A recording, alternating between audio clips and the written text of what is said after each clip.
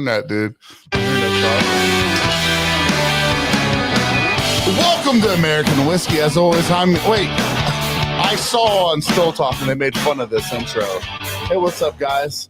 I'm Big Sturge. Yo, yo, yo. Yo, yo. I'm Justice League. Yo, yo. Yo, yo, yo, yo, yo, yo, yo, yo, yo. I love you, Big Easy. And the boys. And we've also got our buddy Levi, who's one of the Marines in July, but he's sitting in and doing all the sound. We've also got the Heathen. The Heathen. Is it Heathen? Yes, the Heathen. The tattooed Master Distiller Heathen. We're excited to have him on, guys. Grab a whiskey, a beer, a moonshine, a wine. Whatever has alcohol, you can join the episode. But if you're sober, that's okay too. You can still join us.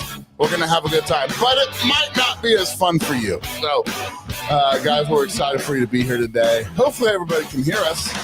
Sit back, relax, and let's get started. So, as always, guys, you know, we always do our favorite thing here on American Whiskey, and we always play Burnout Winery's commercial that we made for them. If you like wine, you'll love this wine here, guys. So, Levi, do you mind throwing that commercial up real quick?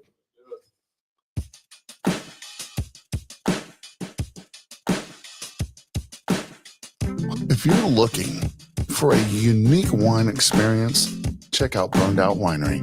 Founded by a team of siblings who turned their passion for winemaking into a thriving business. They focus on crafting exceptional small batch wines from Moscato to tart cherry and spiced apple to their delightful sangrias. There's something for everyone. Each bottle tells a story, complete with a creative name. Cheers, Daniel that Stevens. Reflects their journey. Their wines are not only fantastic, but they're also affordable, making them a great choice for any occasion. You can easily order online at burnedoutwinery.com or connect with them on Facebook. They deliver. Whether you're local or out of state, they'll ship right to your front door. Support this hardworking team and savor the taste of Burned Out Winery. This is Big Sturge with American Whiskey. All right, guys. So we're glad you're here. That was Burned Out Winery. I just want to talk about Heathen jam into this. You know, bro, that was straight up porno music. Hey, to be honest with you, sometimes I do. We're not going to get into that. Yeah. But guys, as always, Big Sturge, Justice League.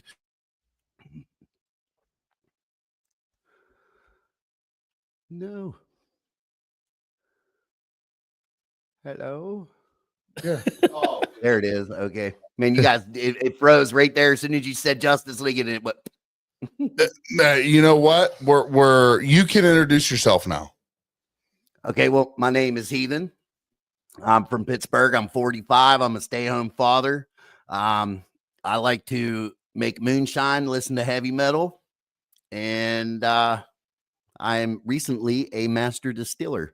So when you say heavy metal, do you like Devil Wears Prada? No, that's not heavy enough for me, dude. I like Slaughter to Prevail, Alex the Terrible. Okay. So yeah, I like that heavy shit, man. Like you're talking about heavy. yeah.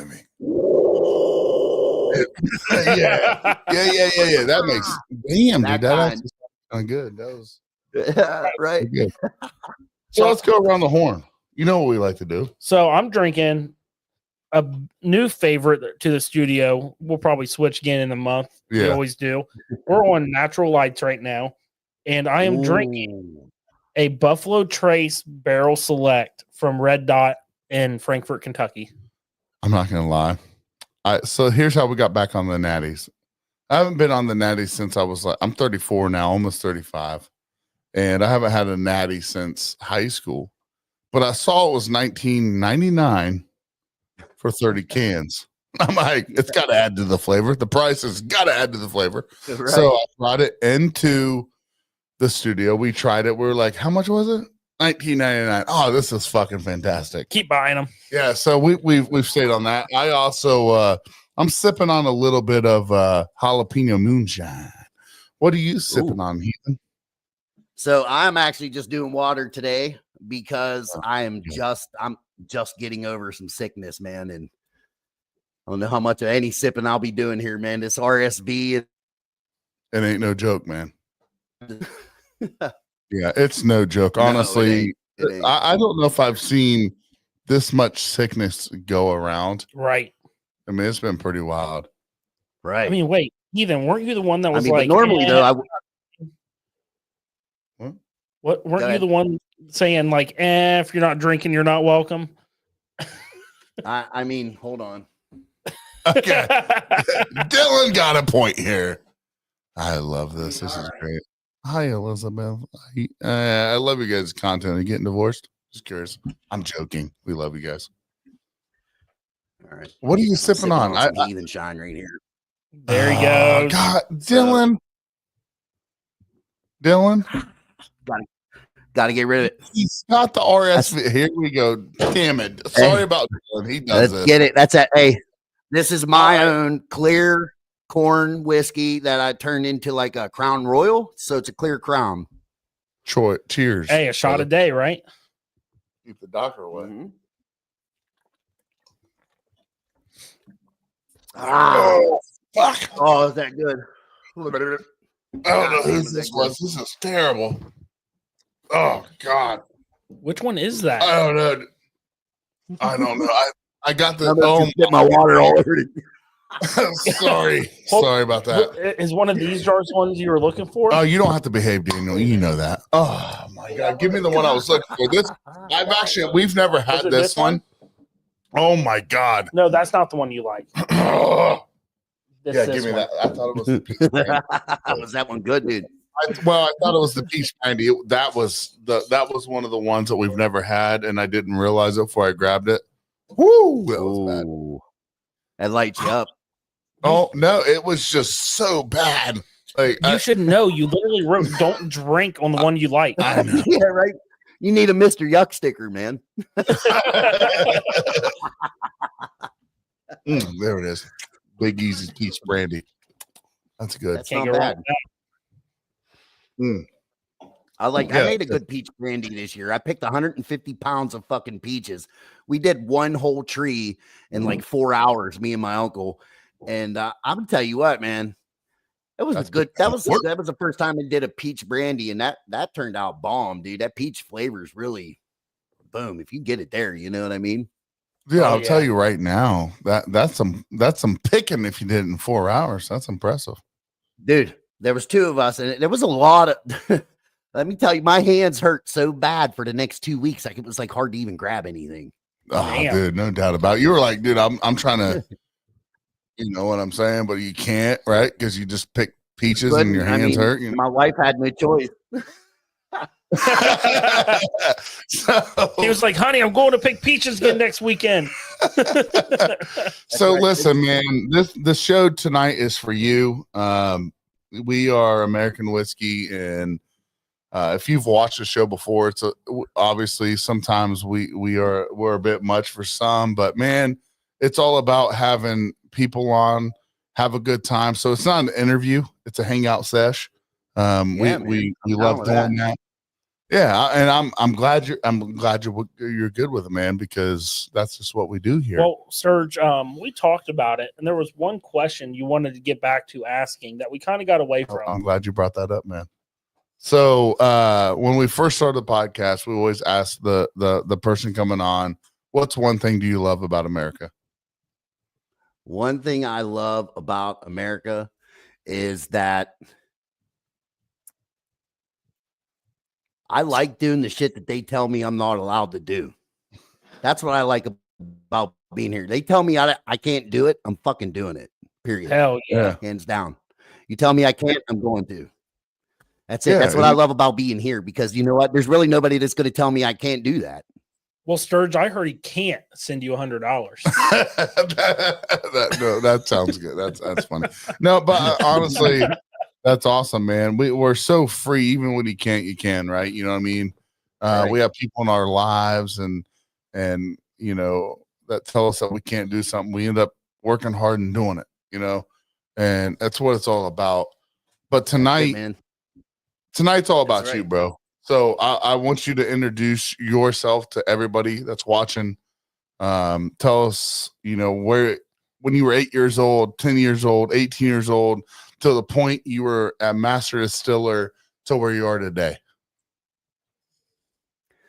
So do you want to know how I got on my journey to where I am today? I'll tell you. So, and I'd like to know a little bit before that. Okay. I mean, dude, so I grew up in a family that I got one brother, older brother. My father was a tattoo artist. My mom was a stay-home mother.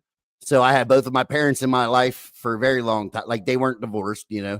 Actually, they both passed away a while back. So that's why I think I get so emotional, like, especially on the show. Like, if you saw my episode, like every fucking interview I did, my face was red and fucking like, it looked like I was blowed out. But here was like, I just won. So it's like, how do you hold that back? And then they're going to ask me all these fucking questions. And it's like, dude, this is the craziest shit I've ever done, you know? So growing up, I had ADD, you know, but I didn't know what that was. I didn't know how to control it until, you know, a little bit later in life. I just made it through high school by the skin of my teeth, you know, and then after that, I did a little bit of college, but nothing that was interested me. So, you know, the funny thing is I tell people this, like, dude, I was in 12th grade taking 9th grade science. That's how bad I hated science. Like, I hated it, man. My teacher. So when I got the same teacher in 12th grade, he was like, listen, Mr. Bartolozzi, here's your hall pass. I'm going to give you a D. Don't come back to my room. Because when I was a freshman, dude, we tore that teacher up pretty bad. So, you know, leaving high school, not thinking that I would ever even step foot near a still. Like, so I'm a tattoo artist. That's first and foremost. That's what I did my first tattoo at 14. I did a back piece on my uncle at like 15. And then, yeah, like, so I had one hell of a fucking teacher, dude. Like, my dad he was a good teacher, but he taught you through fear. Like, he was scared the shit out of you. And you're like, okay, well, first off, if you want me to tattoo straight lines, you can't be here. You know what I mean? Because you got me so nervous right now. But then, you know, as things went on, and I can't handle people. I can't. And it's just, I can't handle a lot of them. And a lot, like, I get this anxiety and shit like that. So I kind of started stepping back from the tattooing, and just really, if I was going to tattoo anything, it was going to be what I wanted to tattoo.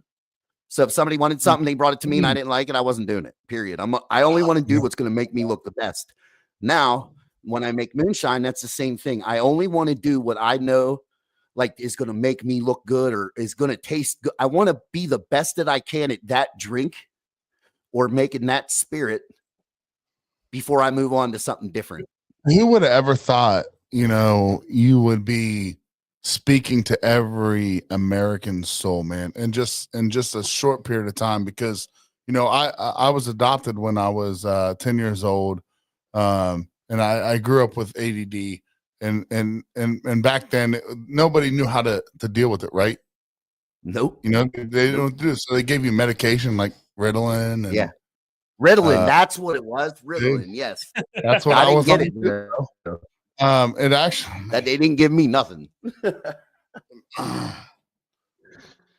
And the other stuff, like you're talking about your tattooing and your moonshine, well, it's all self-pride. Well, when it gets down to the fact, man, you talk about being an emotional guy. I think it comes with the territory, and you know, I totally understand where you're coming from. But the fact, I just tried to tattoo Peanut, who's all part of our podcast, the other day, and I'll tell you right now, that was fucking nuts, dude. First time I ever tried. I'm 34 years old, and I like stick the needle in the skin. I thought, here's the thing, though. How nervous were you to do that? I was sick to my stomach. I was like so sick to my stomach because every time I tried to stick his skin, the ink was like splattering everywhere. So I could tell you how to stop that. Yeah, I would love to know. I can tell you how to stop that. So number one, if your ink's splattering everywhere, that's because you don't have like, were you using a coil gun or were you using one of the ones that are quiet? You can't hear them like a pen. It's like a pen. Or was it making noise? Like, it's one of the like $100 ones you get off Amazon. So the newer ones, so it's a pen. Okay. Yeah. So Yes. those I don't have those. You might have to retract the needle a little bit in more, but what's going to help that is Vaseline. You got to have the Vaseline on the tattoo. So once you do one line, that Vaseline's going to get in that tube, and that's going to hold your ink from fucking flying out everywhere. So not only that, but like if you're using a coil gun, what's loyal to the coil, that's what I am. Like you got there's tricks of the trade, man. You know what I mean? Like, dude, if you want to learn, dude, I'll show you, man. I'll give you a quick crash course on how to tattoo, bro. Right here. I would love to get together and hang out, bro, because I feel Where like are you at? You're in Ohio, right? Yeah, where are you at? Because we'll come to you. It doesn't make a difference to us. Where are you?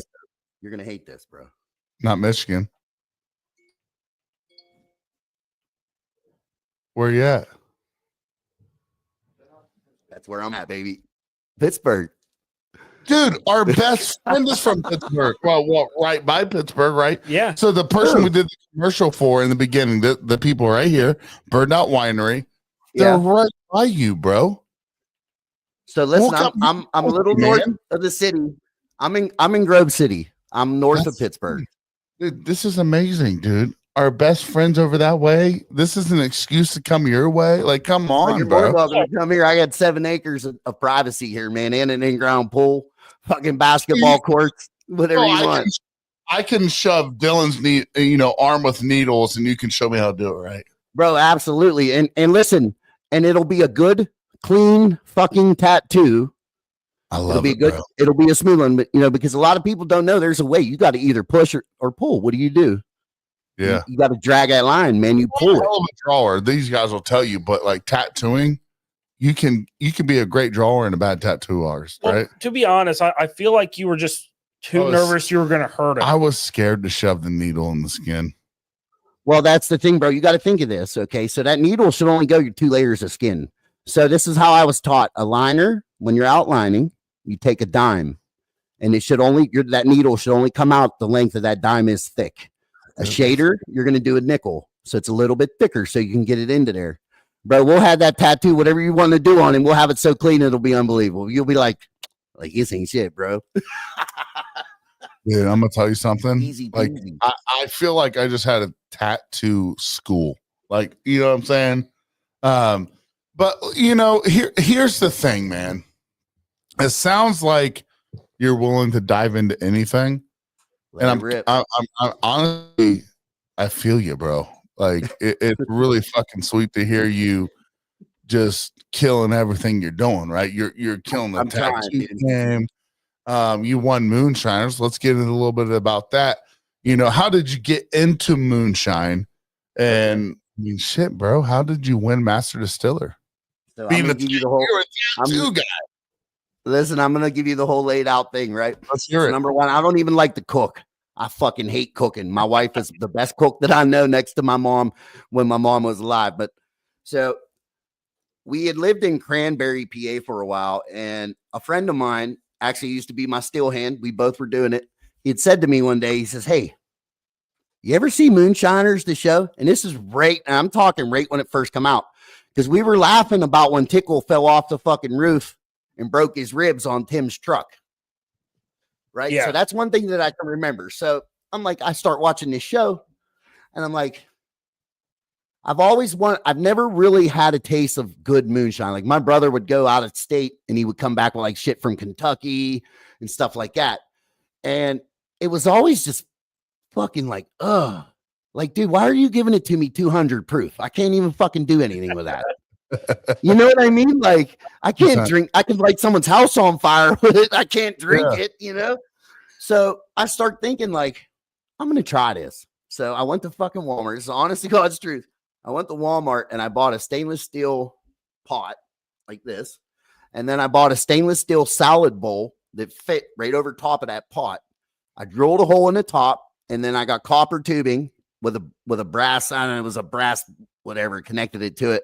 Right over, and I was doing it on my fucking stove.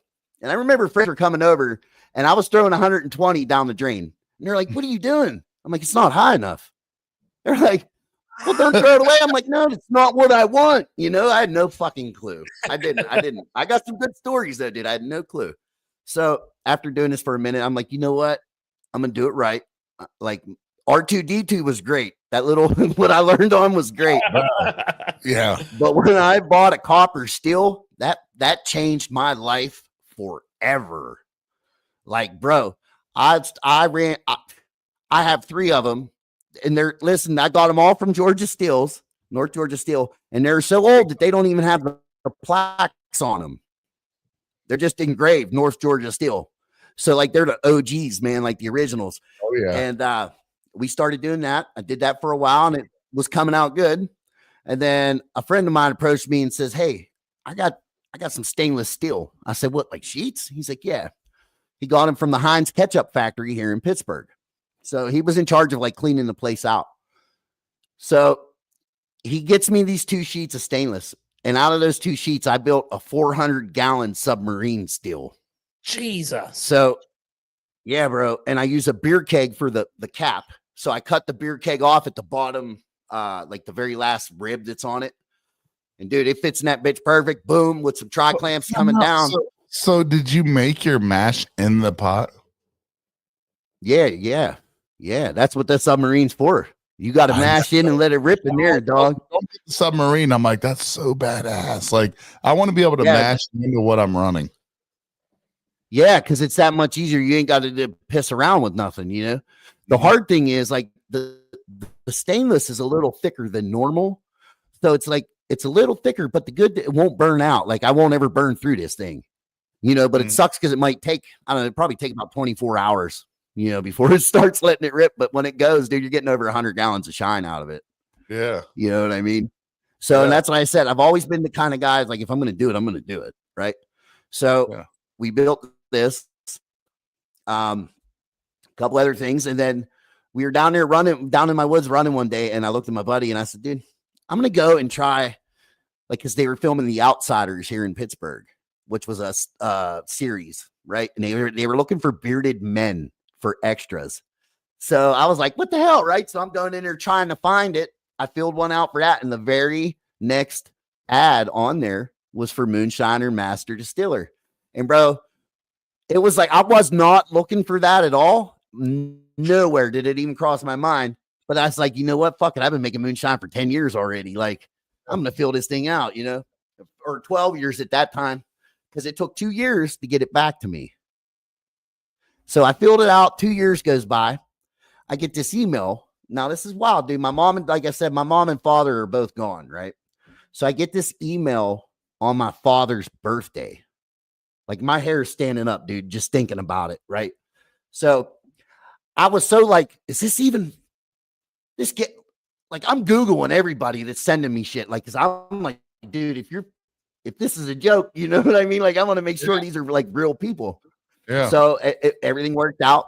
Paul, my casting guy, he called me and he's like, he had a conversation with me and he said, well, can we do a Zoom interview? I want, you know, cause you have to send them in pictures and stuff like that. And that's what I've done. Send pictures and videos. And of course, you know, they see the mohawk.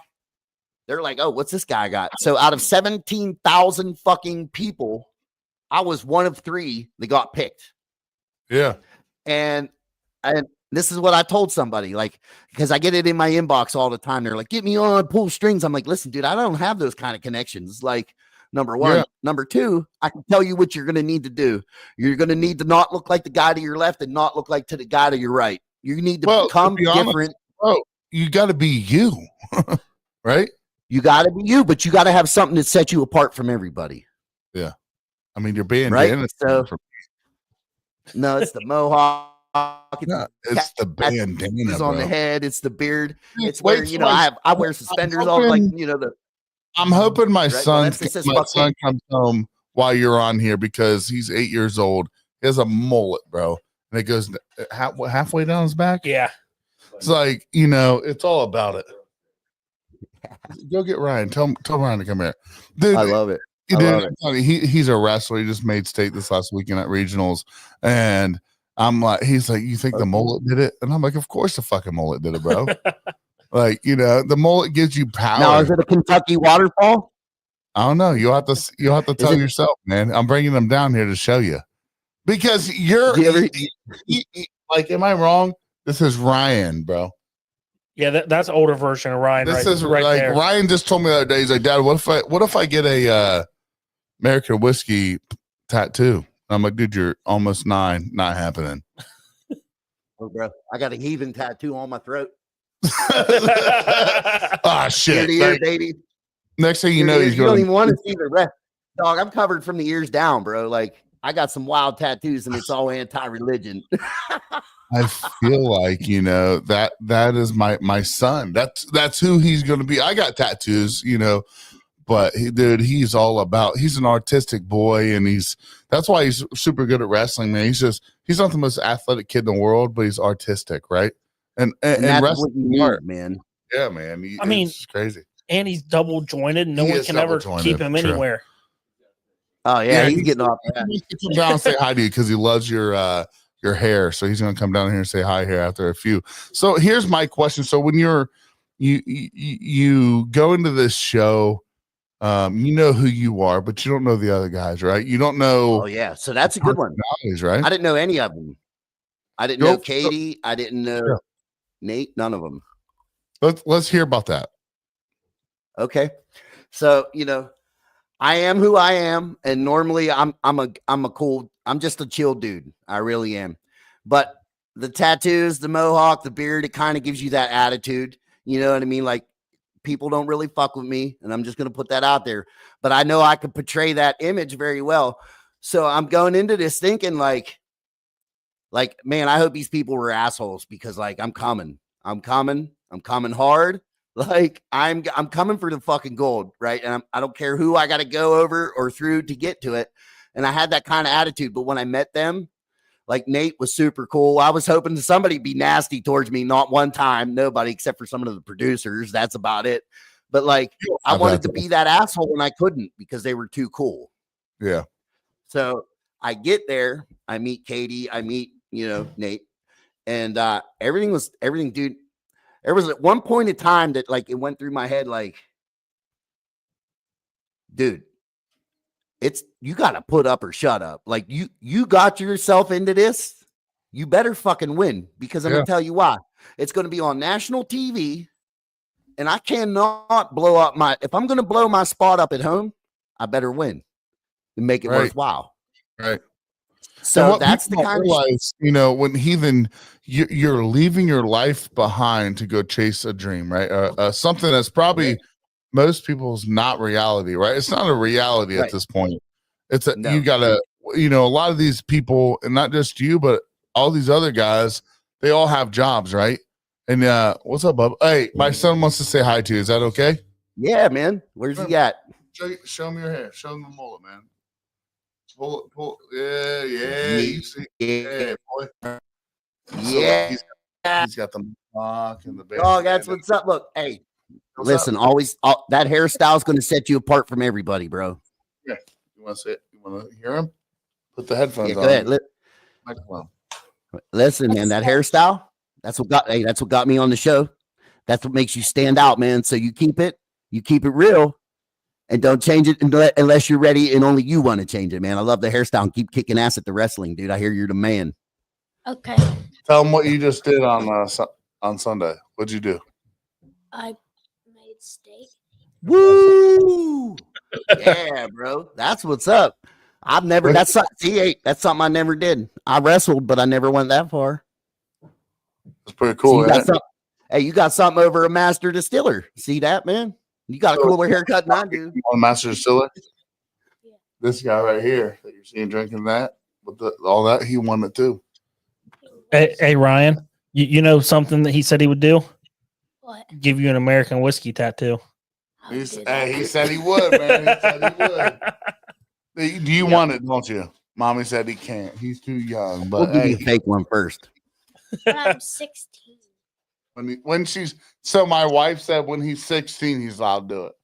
Okay, that's good. Hey, listen, you know how I got woken up on my 15th birthday? My father woke me up in the morning and was like, "It's time to get in the chair, boy." And I was like, "What? Really?" And let me tell you what, he hit me with that needle, and I kept thinking to myself, what in the hell am I doing? Like, oh my God, why am I doing this? Now I'm covered. And you never turned back. How old were you when you got Nope. your first tattoo? 15. Yep, 15. That- Now I can't tell you how many I got because I've been in the chair so many times for so long. Like I'm covered. I got them from the ears all the way down to. I have none on my feet, so all the way down to my ankles. Wow. Everywhere So in you- between. Thomas Daniel Stevens, he said he wrestled all the way through college. You That's a lot of years, man. That's a lot of years. All right, did? buddy, you gotta go to bed. I have to take a shower. Hey, nice to meet you, bro. You're messing, but Yeah. say goodbye. Bye. Nice to meet you, brother. You have a good night. Okay. Hey, man, what can I tell you? This is what it's all about for us, man. It's so. But he was super. Listen, I put my boy on here. You know what I mean? It is what it is. Right. You're gonna have fun. Right. Yeah, so and back to that whole journey, dude. Like it's Let's been a roll with journey. it, bro. It's been a very long journey, and then to meet those people and to it was wild because like I really wanted to talk to like Tim and Mark and Digger and all that, but you really don't Right. get that time. And then you look and see all these other people that posted all these great pictures that competed in the other Master Distiller challenges and shit. And it was like, man, I didn't do any of that because I had one thing on my mind, and that was winning. Period. Right.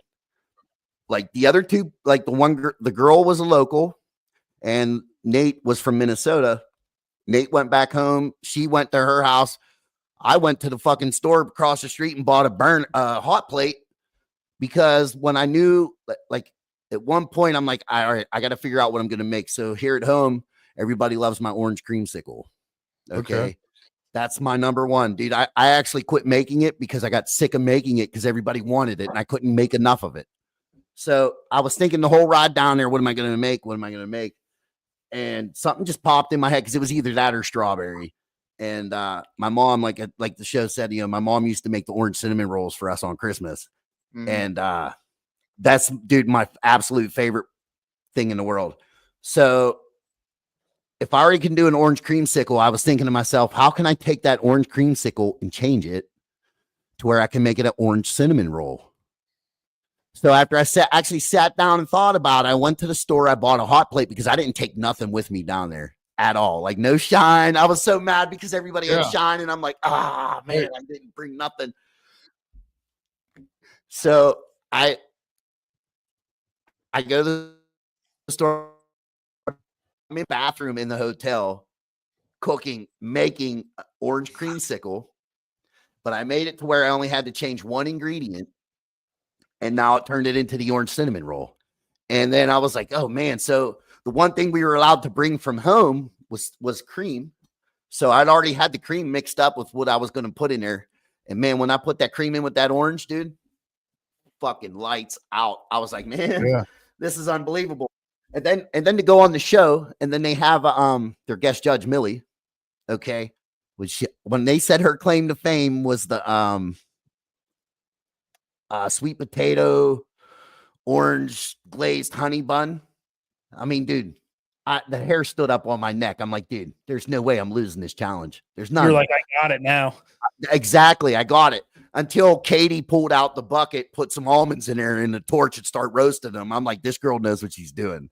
I was like, oh man, like there's a couple points there that I was kind of getting a little worried. Right. And they didn't really show you everything that really, really, truly transpired on It's that. a TV show, right? You know what I mean? Yeah. They're not going to show everything. That's right.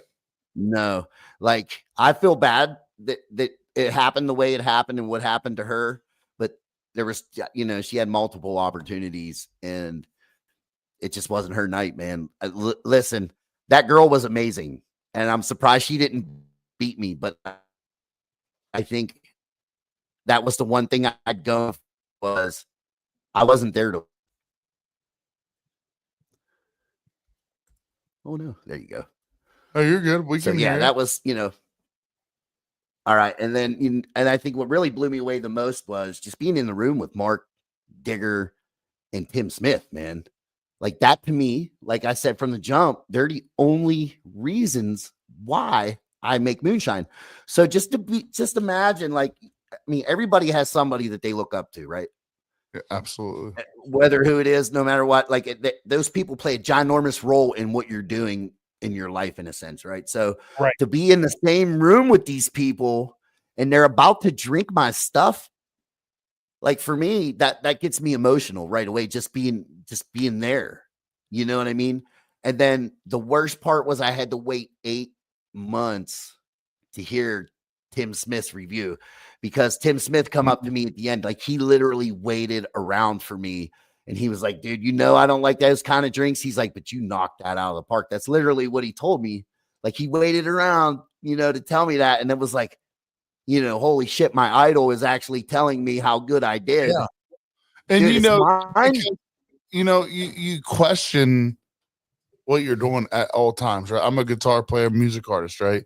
Dylan will tell you, I'm a Dashboard Confessional fan. I'm a, you know, these different types of people. And when I write a song, dude, what would I do for them to disapprove of that, I right? rolled over.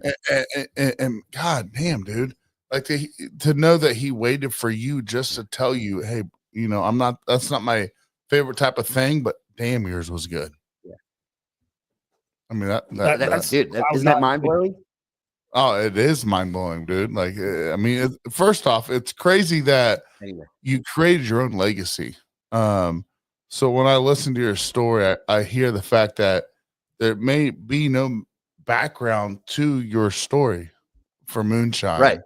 You're a tattooist, you're an artist, and you created your own legacy.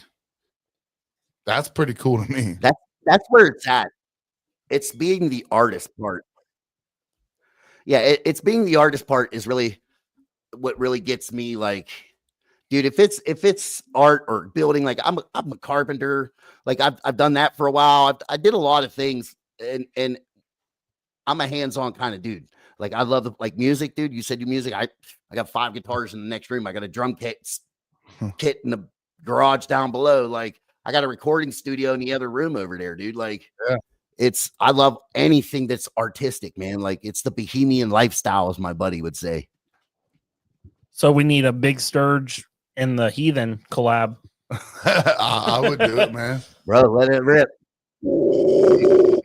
Big Sturge sitting there singing with his heart, Hey, just some to screaming be honest, in the background. bro, I'll go from screamo to country rap to country music, man. Don't matter. I find music beautiful, and man, all arts of it, bro. You know what I mean? Yeah. If you can write lyrics down and make it make sense, and you're not AI in it, I got respect. Right. Exactly. See, and you look at me and you're thinking like, hey, like, dude, the kind of music I like to make ain't even metal. I like making rap music, you know? That to me is fun. You like to make some rap music? Okay. Like, you know. Yeah. I'm a 6-string guitar player, player, man. Music, though. I love it all. Same here, music, bro. I think what's funny in the studio, I think you would like the studio. We get here about 4 hours before we record, and we just listen to music. We just listen to music and we vibe and we do our thing. It might be George Strait. It might be, you know, old Jelly Roll rapping. Jelly Roll from 09. It might be Jelly Roll with the Gathering, dude. The Gathering of the Juggalos. That's how Jelly Roll's been in the game for a minute. Some people don't know that though, right? They just see who he is today, but they don't see what he was before, what he's now. But you know, gosh, man, there's so much love and respect and art. You call art, like I don't consider us a moonshine podcast. We're not. We do make liquor. But we're not a moonshine podcast. We're just an art podcast, man. We love everything. And bro, your story is so intriguing. You screamed in your mic what 2 or 3 times tonight? Yeah. And I'm like, damn, that's actually pretty solid. Like, if this dude was a screamo in a band, I would be like, yeah, for sure. So Heathen, we had one question from Chris Salmons here, one of the Wine Brothers. He said, were you worried about anything while on the show? As far as like like, was I going to lose? Or, I mean, the only thing that really worried. I guess the better way to word it, was there any point on the show where you were worried about something? I mean, there was a couple of points here. I'll tell you, the first point that worried me was seeing Joe Jackson and a pair of Daisy Dukes walking up the steps in front of me. That's worried me. That was bad, dude. I was like, I was like, Joe, no, behind me, dude. I'm not walking up the steps while you have those Daisy Dukes on, dude. Not happening. And they were spandex. It was horrible. Well, I'm surprised I was worried about that. You. Right? I was worried about that. And like I said, there was a couple points where that Katie had, like, she had done some things that I was like, oh man, like, I watched her put enzymes in her mash, and I don't use enzymes. I've never have. Right? Here in Pittsburgh, we do corn or sugar shine. You know, I'm not in the game of waiting and doing now. That's the game. So I never had to use those. So when I asked her, I'm like, what is that? And she just said enzymes, and then that was it. Didn't say anything else after, not tell me what kind or nothing. So I was kind of worried. So when her mash worked completely off, and then mine and Nate's didn't, I was like, okay, all right. So, you know, and then also too, like at the beginning, like you talk to these people, right? So, you know, you're sitting there, you're getting to know them, and they're kind of filling you out, and they're asking you like, what's your plan? And you're just in simple conversation. So it's like, well, my plan is to go for the rye bread, because that's 3/4 of the work is done for me. I just need the flavors out of that. You know what I mean? So that's what my plan going in was, to get the rye. And what happened? Nate started taking all of it. And I'm like, oh, this guy here, man, right? I think he left maybe 6 loaves. So before I even went, I asked Katie, I'm like, are you going to need any rye bread? Because I don't want to be that dude. I want to give everybody a fair chance to beat me. Right.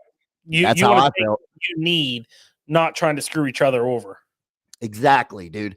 And me and Katie got a lot of compliments for that, because we weren't like, yeah, it's a contest, but everybody's so cool that we don't have to be that way. Right. You know what I mean? You want a level playing field in order to say, I'm better. Yeah. So there was that time. And then, you know, some stuff had happened to her while she was making hers, and some, like, they made her wait for a minute. They were like, hey, you got to hold on. Why? My episode's already aired. They can't do anything. My wife's yelling at me. Sorry. She's like, what would you say? But I'm not saying nothing wrong. Like they made her wait, and it caused her shit to go bad. So your wife's listening? Yeah, she's sitting right over here. Would you like to say hi? Yeah, I do. I mean, I think it'd be cool to say hi to Mrs. Heathen, the Heathenette. No, I'm the total opposite. See, she has her own podcast too. So, what's her podcast? We would love to share that on here. Hi, I got 2 podcasts. Oh, 2. You got 2 of them. Yeah, I do. I own a logistics company, so one of them is empowering women into logistics.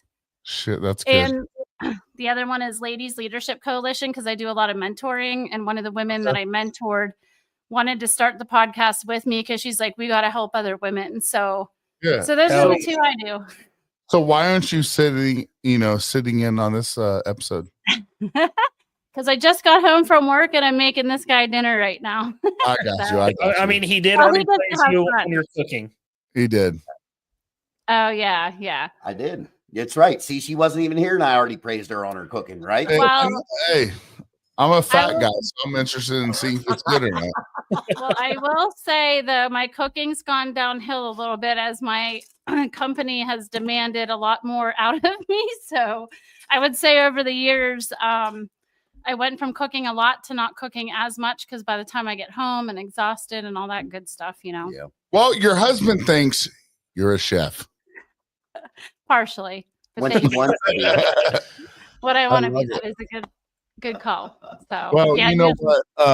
I guess we need to have her on the podcast, right? Oh yeah, talk about sounds like listen, I'm Heathen. I'm not trying to hate on you or nothing, but she's really interesting, bro. Thanks. I know that's why I'm married to her. Well, bro. I was gonna say, like, I'm that woman. I have my own business. I cook. I party. I feel like I'm the cool wife, the one that, Well, I don't party as much anymore, but it sounds like you should grab a chair. Listen, I'm hungry, bro. I know what you're saying, but there's Listen, always DoorDash, brother.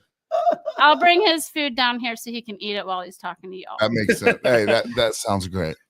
All right. Well, hey, it was nice meeting you guys. I'll be back. Nice meeting you. See ya. Nice to see you. What? Heathen, I think you're cool as shit. But how'd you hand that? I mean, how'd you get that, brother? You know what? Fucking Daniel Stevens here, the guy that's in the comments over there. Yeah. What did he say? Oh, He just he's commented and said Yeah. she's got to be a great woman to put up with you. that's exactly right. Great doesn't even cut it. You know what's funny, bro? I feel what you're going through because, like, look, so I've lost 150 pounds, and people look at me and look at my wife, and they hear her, and they're like, she's super intelligent, got a college degree, you know, super, just everything that I'm not, right? And everyone's like, so is that your sister? I'm like, no, no, that's the old ball and chain, man. You know, right. Hey, that's the yin to your yang, bro. It's everything. Hey, it's why I'm. She saved me from a lot of destruction, bro. Listen, man, as much shit as I put my wife through, I'm surprised that. Listen, it's a fucking miracle, dude. It's a miracle that she's still even here, dude. Like we've had a crazy life. I can tell you that. You know, listen. You may make you definitely make better shine than I do. You know you've done a lot, but there's a lot of people out there that can probably understand what you just said. You know, the love of your life, man. They just make you, right? They make you. Well, behind That's it.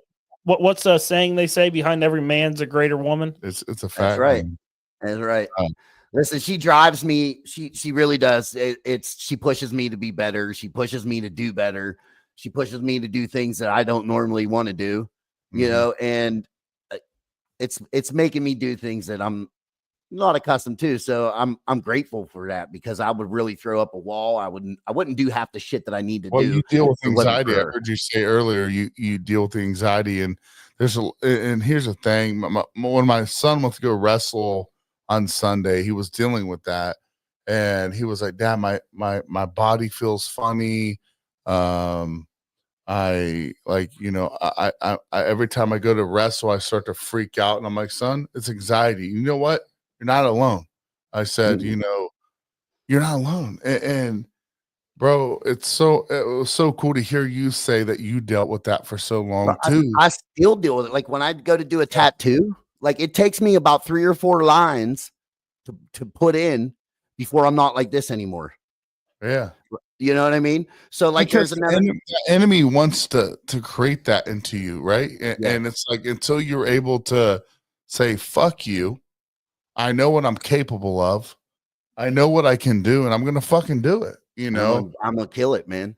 That's it. I'm gonna knock it out of the park. I'm gonna do my best, you know. like I said, we're not a moonshine podcast. We just do, you know, but man, talking about the anxiety, I think a lot of the people listening, I know you and I mean, bro, it hits home, man. Listen, my wife gets anxiety every time I make moonshine, dude, because I'm gonna tell you a quick little story about what I did over the summer. Hit it. Couple summers ago. So I'm showing a friend on how to make moonshine one day, right? We're doing it in the garage. And normally I don't ever really do it in my garage. So his wife went and got us McDonald's. It's right up the road. She come back. So I'm in the big part of the garage, not where the still is. He's in the other part, and I'm eating my food. He comes in and he says, "Hey, bro, why's your still hissing?" And I'm like, "What? Shouldn't You're be like, hissing." we got a problem. Yeah, I'm like, "What do you mean hissing, dude? You crazy?" I went in there and I didn't hear no hissing, but what he was hearing was the worm. So the water was so hot in the worm that when it would hit the tubing going down, it was pss, pss, like it was boiling, dude. Yeah. So I went not realize it. I go to grab the worm, fucking burn my hand, bro. I'm like, holy shit. So like I should be spitting shine by now. It's that hot, right? So I'm like, what the fuck is going on? So I turned around and I walked out towards the front of the still. And just as I passed the still, because I was going to go shut the gas off, you know, to the burner, just as I passed it, the bottom of the still blew open. Like yes. Boom. So now I have a fucking flamethrower 25 gallon, 30 gallons of flame shooting out of the bottom of this still, right? And I'm like, oh, fuck, where are all the flames going? Propane tanks. A whole line of propane tanks. Of course, I mean, couldn't go anywhere else, right? So my buddy throws me out of the garage, and I'm like, what the you doing? You know, like he's running back in, and I got a tank. It's like one for a trailer, you know what I mean? It's a big tank. Yeah. And he's trying to get it out. He throws it out, but I have a tarp that separates that room. So my first instinct is to rip that tarp down because I don't want the flames to climb. Dude, the whole floor was blue flame, right? The whole floor, and it's all concrete. So I ripped it down, got out, and then we're trying to we got to put this fire out, man. So the hose is inside, connected to the worm. I tell them, hey, go get me some water. They come back with buckets, and the other dude had a garbage can with a hole in the bottom of it. The bucket had 15 holes, and I'm looking at these guys like, do you just want to spit on it? Maybe if we piss on it, we can put it out together. Like, what do you want to do here, man? Right? So finally, I'm like, fuck it. So I had to, this is no shit, dude. I jumped in, I ran into the fire. I burned 3 inches of my beard, right? My eyelashes stuck together for 2 weeks. Every time I blinked, I'd have to fucking open them back up because they were stinged. Listen, it was so bad that when I got into the flame area and where the steel was, it had all drained out by this time. So now that there's no air, there's zero oxygen in the room because the floor is burning on so when I went in, I couldn't breathe. It was straight up like that. And I start freaking out. So my first instinct was to stick my head out the window where there was air. So I took a couple big breaths, come back in, undid the worm, took 2 more breaths, ran out the fire. I ran out of my shoes. I ran out of my socks, and I hit the ground. I laid there. My buddies put the fire out. And the best part of the story was I was telling this to somebody a year later, and my wife's sitting there at the table, and she's giving me that look she's like, you caught the fucking garage on fire? I said, oh, you knew about that. You knew. She's like, no, I didn't. Oh, I told you. I told you. I told you. Don't worry about it. So we're good, you know. So ever since then, that was a very, very big learning lesson for me, man. For sure. And I'm going to tell you what caused it. So at the time, my partner, I would set up for him because he lives an hour away. So he would drive up here and I would have it all set up. All he had to do was turn and burn. Right. Yeah. So when I set his up, I looked at his worm and right at the tip, I could see mud. And I'm like, what the fuck? So a mud wasp went up and started making a nest in his worm. So I cleaned it out, got sidetracked, didn't think to check mine. And that's what it was. A mud wasp went up in there and packed my fucking worm full of mud. And that's why it was hissing, because there was no, no path for it. Bro, I actually got it tattooed on the back of my leg. I got a steel blowing up with a mud wasp, the fucking barrels and everything. Because it was a very big learning lesson to me, dude. Very big. Anybody that's listening, if I know somebody with a 50-gallon beautiful still in their basement that runs electric, it's amazing, right? Because you don't have to worry about the gas. But if you don't think there's spiders climbing up in that motherfucker, right? You have to be super careful. There's bugs and all kinds of shit that can clog up your worm. And, dude, that's crazy. Here's what's crazy, even, is the fact that could have been really bad. Oh, it could have been super bad, dude. I could have blew the whole roof off. Gas, Oh, man, dude. But see, I think the one thing that in my favor was, so it's not just my garage is very big. It's a very long building. So it's sectioned into 3. So the middle section has a barn door that slides all the way open. And that's what blew my mind, because when I went in there and I couldn't breathe, the door was wide open. It's an 8-9 foot long door. Yeah. And it was wide open, dude. And I can only imagine if the door was shut. Dude, we'd have probably blew that's how the proof that we were coming off of, bro. There was no orange to it. It was all blue. Yeah. Flame, man. It was some hot stuff. Well, I'm glad nothing bad happened, because man, it's a good time. And if that would, but whatever, we all fuck up. You know what I mean? Right. We learn from our fuck ups. If you don't, then you ain't paying attention. All right. So now my next question is, have you ran in the garage since? Yeah. Yeah. But but not in that section. And I only do it by myself now. So, and I'm working on it. I have beer kegs, man. I got fucking a buddy of mine give me like 15 of them. So I got a couple that are, with the ferrules welded on, and I'm about to go electric myself. So that way, electric's great. I actually, it's amazing. It is. It is. I'm not gonna lie to you. And I don't, dude, for making it for 15 fucking years, I don't understand what's taking me so long. But you see these boxes out there, and they're $500-$600. Dude, You're like, you can get them cheaper. I know. I just bought one for 50. Yeah. Yeah. Well, so, and the thing I like about someone we know that has a 50, it has a pressure valve on it. Yeah. So something like that, it would have just hit the pressure valve. And No, we like, don't have time out. They don't have a pressure valve. They have a vacuum valve. Vacuum valve. So I've had a 50-gallon, well, it was a 30-gallon copper steel vacuum, completely flat. I let somebody, this is what it's something else I'll never do. I'll never let somebody run my steel again. Like Absolutely. It was my first one. And I'm going to tell you what, this is why I'll never go with anybody other than North Georgia Steels, because I like the way you hold that backer, by the way. Yes, you got it. I mean, dude, it's everywhere. It's got to be, I'll put it in my ear. But like they replaced it because at that time, I didn't know nothing about a vacuum. Yeah. Right. So I called them and they're like, oh man, vacuum this, vacuum that. Dude, they sent me a brand new steel, a brand new cap with a vacuum in it, the vacuum release. Yep. And by the time it got here, my buddy who I let run it, he actually popped the old one out and I patched it up. I soldered 2 patches on it, and that's what we boil water in today. Dude, I'll tell you right now, so I had the 50 made. Or sorry, somebody that I know had the 50 made, copper steel, and I watched the guy run it one time, and he forgot to like pop the cap. Out of nowhere, this guy's sitting in his awesome podcast studio, and he's like, "What is that noise?" So we go out there and look at it.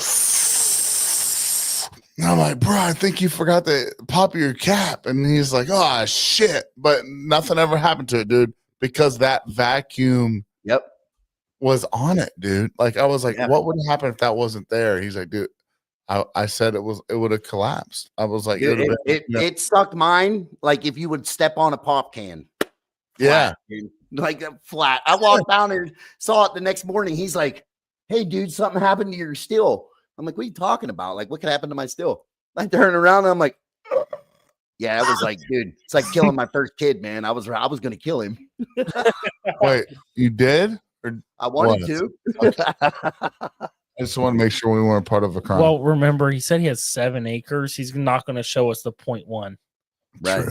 True. Yeah, man. I and then I was talking to somebody. They were like, dude, if if that happens, you can blow it out. And I was like, I'd just rather not have that happen. But yeah, you're taking a risk because every wrinkle is going to be a weak spot now. 100%. Yeah. So like the one that blew open like at the bottom, I patched it back up, and that's the one I still use every day. So I'm lucky to know like how to solder and how to do that shit from, doing carpentry. So we're coming up on an hour, and I don't want to keep you all night. I mean, we hang out all night, but I try to keep this family oriented, but am I swearing too much? Fuck no. Or so, so a little funny story with you just saying that. We used to start every episode. Well, I should say I used to start every episode by yelling "fuck you, Zuckerberg," because it used to get us canceled. Well, I started it when we got canceled once because they said we weren't being appropriate. So let's bring it back. Fuck you, Zuckerberg. Fuck you, Zuckerberg. So fuck you, Zuckerberg. Radio voice, I like it. Yeah. So I got it, dude. Listen, you don't even know. Like, I'm that guy that, like, man, I'm all about making noises, voices. Like, who like a younger kid? I used to watch. What was that show with all the cops, the police? I don't know. Police Academy. Oh, yeah. Fuck yeah. With the black guy that made all the noises. Woo!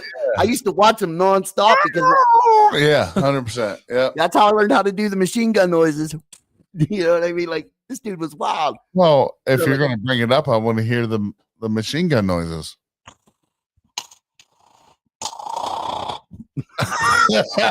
Don't dive, bro. You got a Marine in the house, dude. That's awesome. I Dude. just like doing like I like just voices, man. Everything. Like, I'm just a very animated person, you know. Same. Dude, I think it's really cool, bro, that you're willing to go out, be you, do what you love. And you know, to be honest, it's almost like if you, I don't know how to put it, like you don't strike me as a typical moonshine guy, right? But fuck, you're the coolest. Well, I appreciate that, dude. Thank you, man. You're Like, the fucking coolest, right? I mean, I'm just me, bro. You know what I mean? Like, I it love blows it, me man. away that people were even thinking about that. Like, I called a guy that it's in one of the groups that I'm in on Facebook, man. I made a phone call to him through the StreamYard, and he's like, bro, you don't even know what you just did for me right now. And I'm like, what do you mean? Like, I'm just calling you, bro. Like, you know, like, he's like, dude, my fucking hair is standing up. I can't believe it, man. It's like, I don't know, man. I go outside, nobody even knows who I am here. Well, you know, in today's world, everything's got a label to it. Everything has, you got to be this to be that. Right. One of our favorite moonshiners in the world is Michaela Stinson. Yeah. She was on Moonshiners, and she's actually come back on Friday to do we do true crime on Fridays, and we got a really cool episode with some really, really cool women that are coming on to it's the women's distiller episode. We wanted to do an episode that was just super different than everything else with distilling, and it's women and distilling. We've got a few women coming on there to talk about it, like the history, how just it came the history of it, and because you think of moonshine, you think of it's a male dominated thing, bro. It really is, and it's a hillbilly, and it's this and that, and there really are. We've met so many hillbilly guys that are that, but it's more than that now. But there's so many women distillers that make, if not better product, that don't get that limelight. They don't get that, and you know, and you kind of strike me as an art, bro. You strike me as.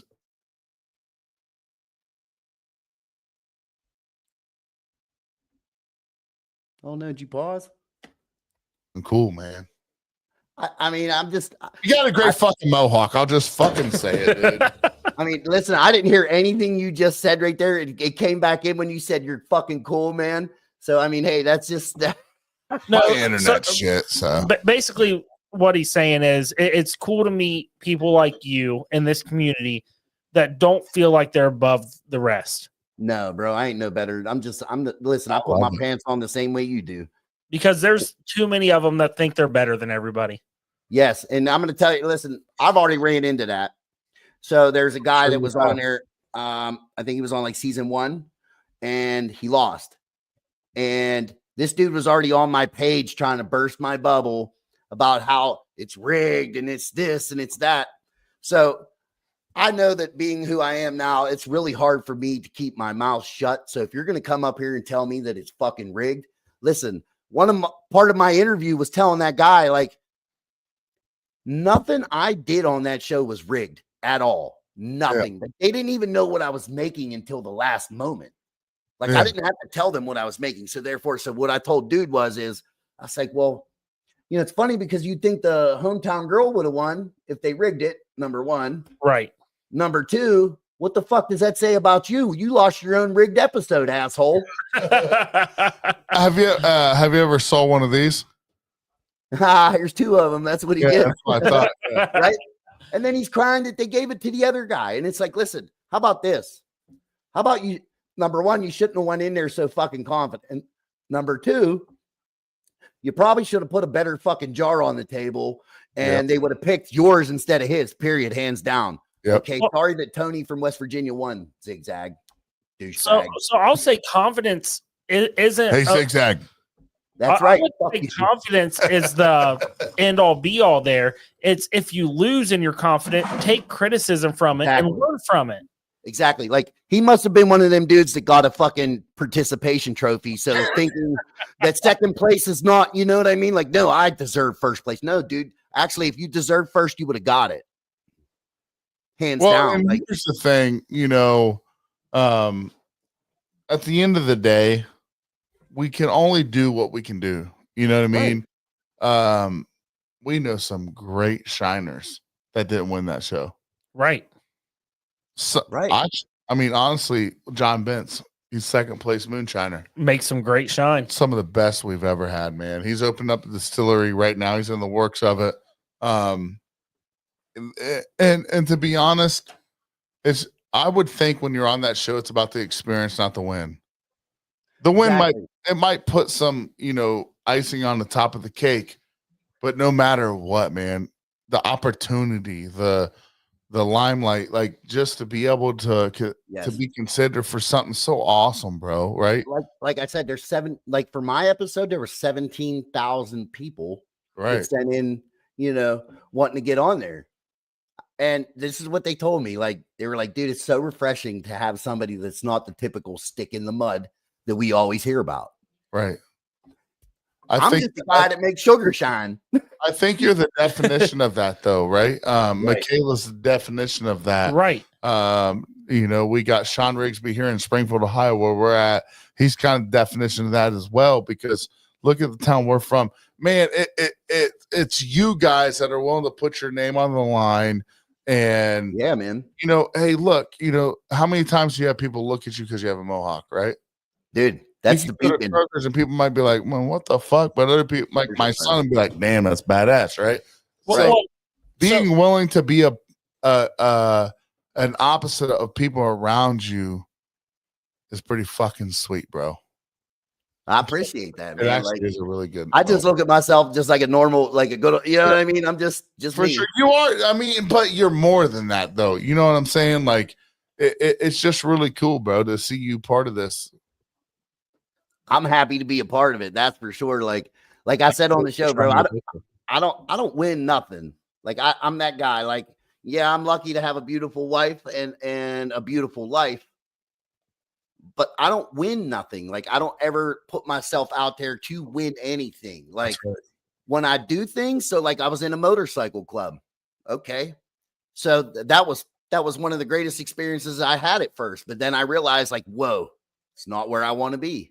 Yeah. You know what I mean? Like, it's really not, because it's just not what I want to do. I can't have another grown man tell me what to do, and then if I don't like it, punch me in the face. No, that's not going to work very well with me. Right. I feel like you've gotten a lot of fights. I've been in, listen, dude, a lot. A lot. Like, I love it. My mom said I should have done two things in life. One was be a bartender, and the other was a professional fighter. And I was like, well, either one. I'd serve him a drink after I beat his ass. I don't know. But you became a moonshiner.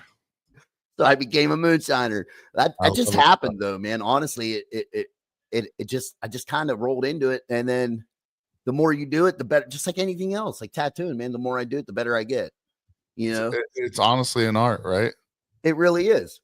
It really is. So Sugarland's going to put out a jar for you? No, it's Two Trees. Who is it? Two Trees Distillery. Where's that at? So it's Asheville, North Carolina. That is actually where they did the filming for the show. And they do Tim Smith's Climax. They bottle it and do that there. Well, I'll tell you this. American Whiskey will be there when you release it. Bro, that'll be great, man. I love it, bro. You guys are fucking cool. I'll tell you that. Did they give you a time frame on that? We know Sugarlands wasn't the best with time frames. No, Sugarland wasn't. It's fucking worse. Let's be honest. Okay, yeah, they are. That's what I heard. I don't hear anything good about how they react. There's nothing good to talk about them. So yeah. No, they say, moving on. Moving on. The squeaky wheel does not get the grease. Yeah, that's right. No, did they give you a time frame, or is it just up in here? in my contract, it says 1 year. So they have 1 year from the time that I signed that contract to make that drink. Now we're looking at 4 months. That's all they have. Okay. So if it don't come out in that 4 months, then they better start forking up some money, dude. So because- we will be there for it, man. Because bro, you're fucking cool. It's a good I appreciate it, bro. I want to try it. Let's be honest. I was drinking before this episode. We decided to make me a so what was it, 6 beer? So I said I was just scrolling through Facebook today, and you see all those funny videos, and just because your phones are always listening, I always see drinking ones. Okay. It was this Hispanic guy, and he took a 6-pack, opened all the beers, and took a big jug, put it over it, and then flipped it upside down and chugged all 6 in like 10 seconds. So I sent it to Sturge, and I was like, "You think you can do it?" He was like, "Do bear shit in the woods." Fuck So yeah, I've been practicing. So we don't have a big jug, but what we do have Give me is a one bunch beer. of natural lights, in a beer bong. and we have No, some milk bro. cartons. Listen, I'll give. Listen, should we give it a whirl just to? So I'm going to give you a trick. Listen, I can help you do this. let me see this. So at I can- first, he made this one, just this one. He started filling it up. I was like, dude, you know how big of a mess you're going to make when Yeah. you pop that cap and try to chug? We're trying to make it just trashy as hell. And he was like, you're right. So we did another one the same exact way. You should do it on a Wednesday. Call it White Trash Wednesdays.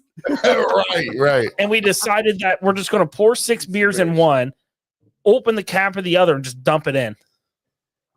Or you could have him lay on the ground. You put the thing in his mouth, and you just keep filling him. No, we want it to be. We want milk. white trash. Listen, first off, I put moonshine in these jugs. Okay, I'm a cheapskate, right? So if someone wants a gallon of shine, it's going in my distilled water old jug. You know what I mean? So do you want to? I mean, we don't have to do. Should we show them? I mean, just So grab I one. got a question though. You guys had said something about did you say Rigsby's from Springfield, Ohio? Yeah, bro, Yes. that's one of our best friends. So I used to cut grass in Springfield, Ohio. That's where we're at. That's where we're at, man. Oh, so you're not that far, dude. I'm like 27 miles from you. Where are you at? Grove City, Mercer County, PA. You You ever been to Grove City outlets? yeah, dude. Yeah, Are I'm you ready to hang out tomorrow? Like, what do you want? When do you want to hang out with us? bro, I'm down. What do you want to do? You want to fire up the 400? Let's go. Oh my god! So, hey, actually, now that you say that, so Michaela is actually making a trip from Oregon to Ohio in May. I believe it was May. Yes, You should definitely make a trip down. we're and gonna hang do out like with a us. little camp out, dude. Let me know, bro. I'm down. Listen, I'm trying to get out there in the community and just get myself known. I haven't been on Facebook for like 7 years, so Right. this is all kind of like new to me, Right. and all these different groups and shit like that. So I really want to get out there and just have my presence at least in the moonshine industry, in the moonshine world. So anybody I can meet that's already been there and done it. She's a winner, right? She's a winner, Master Distiller. Yes. Yeah, absolutely. I'd love to meet her, dude. Absolutely. Like I've met who was the other one? Alfredo. We were Oh, at yeah, Alfredo's Alfredo. release. Oh, were you? Sorry, Listen- I'm trying to prime up my my I jug see- for you. it's all good. You're good, Sturge.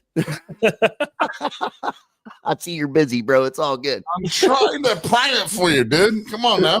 It's all good. Do you guys attend like the farm to bottle and all that stuff too? We've been to every farm to bottle so far. I'm Yeah. definitely wanting to go into that this year. That's definitely on my list to go to. I'm We'll make also. it happen. Do you want to be a part of it? What do you mean? Like, do you want to have Jason some Davis, part can he of, be a part of it? He's in the comments. maybe teaching a class or Or guest just setting up speaking? just fucking setting up in a booth, dude. Yeah, absolutely. Did you say something about DJ? I got DJ equipment too. I mean, worst comes to worst, if they don't want to set up, Sorry, booth, let you me can prime come over out. with us. Let me prime out part of it. It's Bro, listen, I'm just down. I'm just down, man. You're not. It's not that far. I think it's only going to be like 4 hours from me, if that. So Jason That Davis is on the board for it, and he just commented and said he'll reach out to you. Oh yeah, awesome, man. Raul. Hello, Raul. Like, Who's Watch that, Sturge. Justin Watch Meredith? Sturge. I gotta have somebody pour it. dude. Levi, pour this. Can I- That's a good idea, man. You put them all on that one and then just pour it straight down your throat. Exactly. Dude, pour it in here. You ready? Here, I'm going to give you the best idea. The best way to do that, though. I don't know if you got sensitive teeth, but you should do it with like room temperature beer. Oh, no, I'm about to fuck up because it's not. It's really ice cold. hey, Sturge, how much you love America? A lot. Chug it. All right. To the face, Sturge. I appreciate it. Ready, sir? 3, 2, 1, go. 1, 2, Levi. 3. Gone. Ah, so cold. How many beers was in there? That was 2. Oh, so he's trying to work his way up. Wait, was that 3? 4. That was 4. He has 4 in front of him. 3.5. 3 and 3/4, 3 1/4. Oh, you did it pretty quick though for 3 beers. It's ice cold, dude. See, it hurts your teeth and shit. It hurt. Yeah, it hurts. Everything. I used to party at Cal U University in down where I'm originally from, and that's where we learned how to chug beers, dude. And what you're drinking, we used to drink at nonstop at the frat party. So it was Natty Light Ice. Yep. Dude, I haven't had lights in like 15 years, and I went to the gas station. They were out of bushes. Oh, you're a Bush. That's all they drink around here. Is I'm a Busch. Busch Light fan. He is. I'm a Miller Lite guy, but I've lost 150 pounds, so I try to find the beer with the less carbs. Oh, so you're like a Michelob kind of dude. I'm a big Michelob guy, but they're like $27. And then I looked at Natty Light, and I'm like, dude, it's like 0.4 carbs more. How many carbs are in like moonshine? None. Well, why aren't you drinking that? I wouldn't be talking to you right now. I wouldn't be talking to you right now, bro. Like, well, you won't. Then you just got to learn how to limit. stop judging me. I'll drink shine. I'm not judging nobody. I'm just kidding. Well, that brings up the question: why isn't Heathen taking a shot with you? No, he won't do it, man. He's He sick. didn't ask me to. I'm doing. Oh no, you're sick. I don't want to make you. You know. Oh, there he goes. He's getting a shot for you. Why does he have such a perfect mohawk, dude? You gonna ask me how long it takes me to do it? How long? Ask. It takes me 12.3 minutes. 12 minutes and 35 seconds is what it takes. Turn to the side. That's bullshit. That's a 30-minute job. No, it's 12. Nah. Listen, you got to do it sideways. You got to do your head like this. And there's keys. Like, so you got to have your hair dry first before you put anything in it. And then that's the trick, dude, because then when you're actually drying the gel dries really hard. What are you using to do it? Bro, I was on my Harley today, and I was I don't know, about 120 mile an hour on my bike, and it goes back and it comes straight back up. Boom. Oh. Yeah, I stop. It's like whoop. I do a little head bang and it pops back up. People fucking look at me, you know. Big Sturge. He loves you. My man, you ready? Yeah, bro. Let's do it. Here, I'm gonna give you a little toast and listen to this one. All All right. Here's to the girl I love the best. Many times I kissed her chest. Now she's dead, long forgotten. Dig her up and fuck her rotten. Yeah, remember. How you like that? Zuckerberg, Oh don't my listen to God. that one. Oh, I just shot fucking moonshine in my nose. Yeah. He said, how do you like that one? Well, not a lot, because Made honestly, my hair stand up. Woo. Boy, that sucked. Wow, that was great. Did you guys watch did you guys see my episode though? Like Absolutely, dude. what are your thoughts as watching it? When I first saw you, I thought for sure you were going to be rowdy and trying to hype the other people up and everything. And I was like, when's it going to come out? Well, when's it going to come out? I And think it didn't. I think we had the conversation where can I be honest? Can we open the bro, air? that's what I want you to. I don't want you to sugarcoat nothing. I'm used to seeing the bibs and the those guys. Right. Like you're like, it's that actually- guy's from the Hollows. It's actually funny because I think Meredith is still in here too. Now, Justin Meredith is my spirit animal. dude, I love this guy. We were supposed to get him on. We're still gonna get him on, but I think he was from Iowa. Yeah. I believe so. Yeah. Yeah.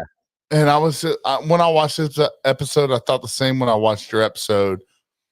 I just didn't think you guys fit the criteria for the win, right? You guys are not the typical winners, and fuck, dude. And it doesn't mean I didn't want you to win, right? It just didn't fit the criteria, Right. Fuck, dude. Right. When Dylan and I watched the episode, we were just we were fucking pumped. Like literally, like I was saying, honest, dude. like when you came on, I was like, this is the kind of guy that someone's gonna say something, he's just gonna slap him. That's what I was hoping, and that is the kind of guy that I really am. Like, but you were so cool, calm, and collected. And you see Justin Meredith. I look at him and I'm like, this dude is super nice and he's a big dude, man. He's fucking he's corn-fed, bro. But he's such a nice guy, right? He's super nice. So it's like, does he have the meanness in him to win? And the motherfucker literally smoked meat and won a show. Listen, right? You don't even know what he did the other day. He called me the other day. He's like, I'm so fucking excited. I got to tell you this. He FaceTimed me live, right? I'm like, what are you making? So he's been making me jealous is what he's been making, because like I put everything on hold because I don't want the feds coming in and fucking, looking around. So he's like, I can't fucking wait anymore. So he fires up his shit. He's making taco moonshine. See, that's what I'm saying. That's what I was wondering earlier when he said something about tacos. See, yeah, bro. He was drinking it in front of me. He's like, it's so good. And then I kept getting texts going, it's getting better and better. Here's what I'm saying. Listen, like, Gordon Shinerman said the recent winners aren't some yokel and bibs. I understand that, but that is the way that it's created, right? Like, that's the way that that's the way it's portrayed. Portrayed. Thank you. But like, listen, look at me, look at you, look at Levi, look at Philly, like, look at Big Easy, look at all these guys, Uncle Joey, everyone, other than the fact that I do wear bibs because I'm a maintenance guy at an apartment complex and I don't wear them. Dirty. I do. But when I run moonshine, do I wear bibs? No. So you wear a fucking I have before because shit's messy, but I don't do it because I run shine. Am I wrong? Like I've had them for years. Yeah, you're not just putting on the facade. No. Dude, I think the fact that when we watched your episode, we had no idea who you were.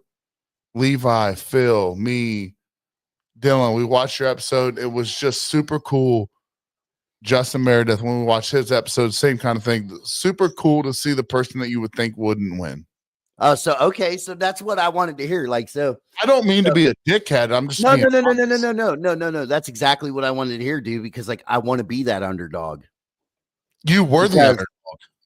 I know. I felt like I was the underdog. To see you guys go and do what you did, stay cool, calm, and collected, and be who you were. Man, yeah, bro.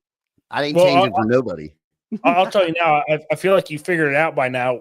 We're not just going to come on here and be like, "Oh, you're God. We knew you're going to win from the beginning." Fuck no. That's not how you get anywhere. You got to be real about things, right? And I haven't had to really ask. I haven't had the chance to really ask.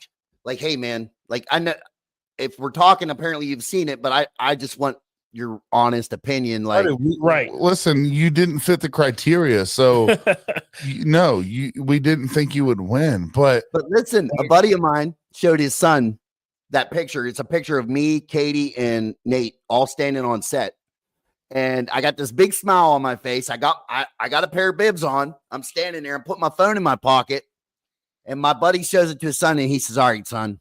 Now, out of these three people, who do you think actually looks like they know they make moonshine?" And he points to me. It's interesting you say that because my son, he's got not even a handful. He's got two favorite moonshiners in the world. His first favorite one off the show is John Bentz. He was second place, did the Blueberry Cobbler. Yeah. And it's his favorite show out of all of them. His second favorite show is Sean Rigsby. Sean Rigsby won. and we've watched all of them. And his third favorite show was the fact that you had a mohawk, you went into the show, you did your thing. The guy, After me talking to him today, I better bump up to number 2 or something. dude, and that's not in order, right? That's not in order. He watches the show with me, and he says, "Man, I really, I listen to what he says, and he saw you, and he saw the show." And he loved it, bro. Sturge. And kids are so innocent, right? Like they don't hold back anything. So talking about that, tell them the story about Ryan at school.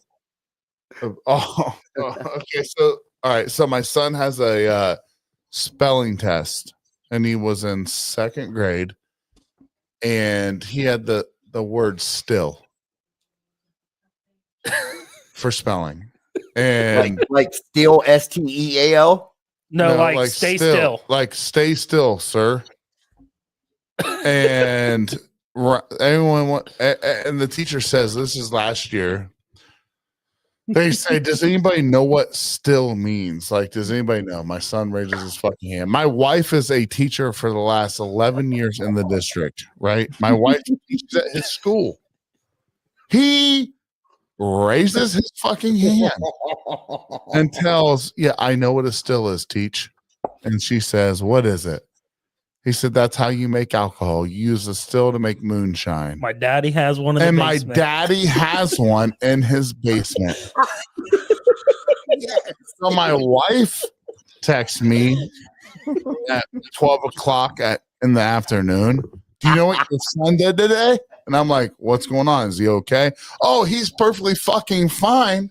But because you let him make him mash and fill the pot and run the whole thing, he thinks still means moonshine for a spelling fucking test. And I'm like, what did the teacher do? And she's like, I think she's good with it, Right. And I'm like, well, fuck, we'll find out sooner than later. When you get a knock at the front door. No, next thing you know, you're making sales. You know what I'm saying? Oh, I had to pull my kids together. I got 4 of them. I'm like, hey, guys, listen. We got to talk. We have to have a fucking family meeting. We can't talk about what we do on the fucking side. And Ryan's like, well, nobody could spell the word still. So I just wanted to, guess what? Everybody got 100 on that test. Because they didn't forget how to spell it, dude. It was just, I'm telling you something, dude. Listen, my son, he tells me the other day, he's like, just out of nowhere, I'm driving him home. He's like, he's 13, he'll be 14 in a few days. And he's like, Dad, nobody believes me. I said, well, believes you about what? That you're my dad? I'm like, then he's like, well, they believe me. They know mom's real. He says, we Googled her. That's the big thing. They Google everybody now, right? So they Google mom. They see what mom has done. So my son moves up and then they Googled me and they're seeing all this moonshiner master. They're like, nah, that's not your dad. He's like, I'm telling you, it's my dad. They're like, no, that's not your dad. He's like, it's my dad. All right, dude, I'm telling you something, dude. It's my kid literally fucked up. All right. Listen. Well, I mean, he didn't mess up that bad. I mean, he did. He fucking absolutely did. But honestly, it made a lot more sales for me. So whatever, right? Hey, teachers are probably hitting you up. Hey, I know.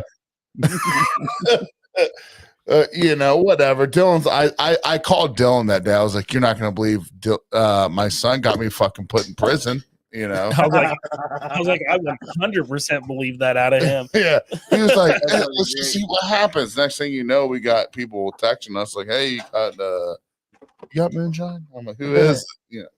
Dude, if I could sell everybody a jar of moonshine that's in my inbox, it'd be amazing. What's crazy? I'll just give it to him. That's the way I feel about it. I'm like, I tell him now? This is what I tell him now. I'll give you the moonshine, but I'll sell you my autograph. Boom! Got him. That's a fucking loophole, baby. I ain't going to jail for that. Can we do something, bro? Can we get you? You're not that far away. Can we get you in studio? Dude, listen, You're from where again? Grove City, PA. Grove City Outlets. So that's probably about an hour and a half. An hour and a half. Mm-hmm. Yep. That ain't no big deal. I drive out there. I don't think this is You just hard. say when. I mean, you say when. You mean good enough, lead time. Stop tell about moonshine. That's Wes. That's our buddy. Okay. But yeah, dude, I don't have a problem with that. Again, like I said, I like getting out there. I like meeting everybody, dude. It's not hard to talk to people. You know what I mean? Yeah, dude. How far was that? It was about like 3-ish. 3 hours. Okay, that's still not bad. No, dude. That's where Fred's at. Is it? So, Yeah. are you guys familiar with Butler, Ohio? Yeah, I know where it's at. So I would go out there every summer. They have an action park out there, and they call it the Slip and Fly.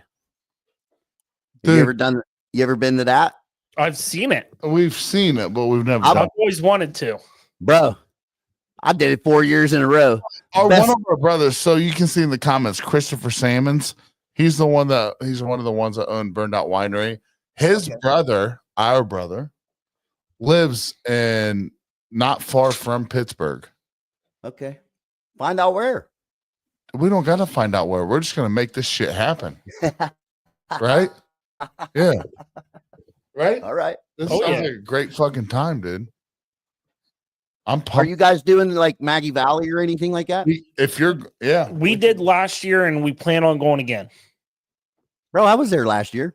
We weren't we didn't go to Maggie Valley. That's North Carolina. Oh, so Maggie Valley's the only one we didn't do last year. Is that North Carolina? Yeah. Yeah, we didn't do that one. Bro, you got to go to Maggie Valley. That's the funnest one. Let's meet before that. We did Beatties. Yeah, absolutely, for sure. We did Beattiesville, Popcorn. Farm. So you were at Popcorn. So that was in Newport. Yes. Tennessee or something like that, right? Yeah. Tennessee, yep. Okay, so they had that the weekend that I had gotten there because there was a couple that were talking about going to that, and I didn't even know where the fuck. So I went to Gatlinburg, the Hillbilly Boardwalk. You were wait a second. So if he went there, I feel like he drove by it. I probably did. I was just because we drove by or like close to there. Yeah, 100%. Yeah, I want to say I probably drove past Newport to get to where Gatlinburg probably. I want to say it was only 45 minutes or something from where. Listen, bro, I'm gonna tell you this: you can go to any festival you want because you're cool as shit. All right, whether it's moonshine, it doesn't matter. Go to it. But Farm to Bottle is we've went. It's 2 years. 2 years. This is the third year of it. This will be the third year. Do you guys camp? Is that what it is? We do. Yes, we do. We find a camper we can rent off somebody, and we just take it down there. Okay, so I got a 33-foot camper, bro. Well, stay with you then. I don't give a fuck. We got it. Hey, American hold on. whiskey, I'm baby. about to find out how big of a heathen you are. How many hours of sleep do you need? None. None. Listen, You guys don't want to party with me, dude. No, listen to this. I'm walking around camper to camper, just seeing who's still awake with another guy on our podcast, Dougie. We're just going camper to camper doing bottle kills. See, well, my problem is I'll be doing edible kills, and that's where you'll love Sturge. Oh, me and Sturge better sit down then. But so we're going camper to camper, just killing jars. Okay. Until people are like, "Oh, I'm going to bed. I'm going to bed." All right, we'll find the next camper someone's at. So you want me to bring some jars? Hell yeah. So eventually it's 4:30 in the morning, knowing that we're waking up at 6. And I get a text from Sturge. You guys are going to hate your fucking lives in the morning. I was like, well, Sturge is up and pissed. So let's head back towards the camper. When we start stumbling back, we might stop at another camper or two on the way back. Right. We roll to the camper at 5 a.m. Fall asleep. Sturge wakes up at 6. I stumble out of the camper at 6. Grab a beer and start drinking again. Yeah. Hair of a dog, dude, right? Hey, if you stay drunk, you're never going to get hungover, right? That's right. That's right. That's right. I like that. I like that attitude. You stay drunk, you don't have to get hungover. Listen, I was stationed in New Orleans. I Oh. gained an iron liver. Or lost a liver. Hey, if it's not there, it can't get mad at me, right? Boom. I mean, I know these are terrible philosophies, guys, but if it's not broken, don't fix it. Right. Dude, Sturge. I love reading the comments. It's funny. The comments are too funny. No, I look forward to it, man. I really do. I look forward to meeting you guys in person, man. I look forward to all that. Like I said, like after not being in like the motorcycle club no more, like I feel this is like the next best thing for me. Right. Because I don't have nobody telling me what to do. I can fucking do what I want. But it's more about the camaraderie with the people, man. Like 100%. the brotherhood. Like this, believe it or not, it's a brotherhood, man. Like there's not a lot of people that can carry the craft on properly. And when I say properly, you know, you got people that just want to put garbage out there just so they can put garbage on the street. Oh, yeah. You know what I'm saying? Like, so I don't know, man. Like I like putting out good stuff. I like making shit taste good. And like I said on the news, this is the funny part. Listen, I don't think I told you guys this yet. So did you see the clip where they had me on the morning news? Yes, I did see that on the actual local news channel. Yeah, on the big local news channel. Hey, the Mohawk. Absolutely, Look bro. great. Look great. Listen, I walked down the middle of fucking Pittsburgh with a beer keg steel on my arm to get to the fucking. I took my steel on TV and had it set up in front of them, right? Right. Not only did I do that, but I had a book bag full of fucking jars. I had 5 different flavors in there, and if you seen it, when you'll see there was a pink bottle, and it was 3/4 of the way gone because we drank it in the fucking green room with Edgar Schneider fucking lawyers and some lady. Listen, I walked into the green room. This lady's there, and she's like, "What are you here for?" And I said, "Well, I'm here to tell you how to make moonshine." And she said, "I knew it because I seen your ad, your thing in the paper yesterday." Here, she was a etiquette coach, right? This ain't no shit, dude. This woman actually sent me a message the next day, or after my thing had aired, and she said, "Who would have thought that someone like me, a moonshiner, would run into somebody like her?" But I schooled her on some moonshine to the point where she's never seen that show, but she is now a fan of it. But do you blame her? No. No, you got that. But see, look. Wait, time out. I got a good question. I just want to comment on what he just said. Go ahead. So you said she asked, "What are you doing here?" Getting to know you tonight, how the hell didn't you respond with, "What are you doing here?" That's a good because I'm point. not that kind of guy. But I did. I said, "I'm here to make moonshine. What are you here for?" And that's when she told me she was an etiquette coach, so she was dropping bombs on etiquette or whatever. But dude, we drank 3/4 of that, right? I go out on national TV, live TV, and they didn't tell me this until after the fact.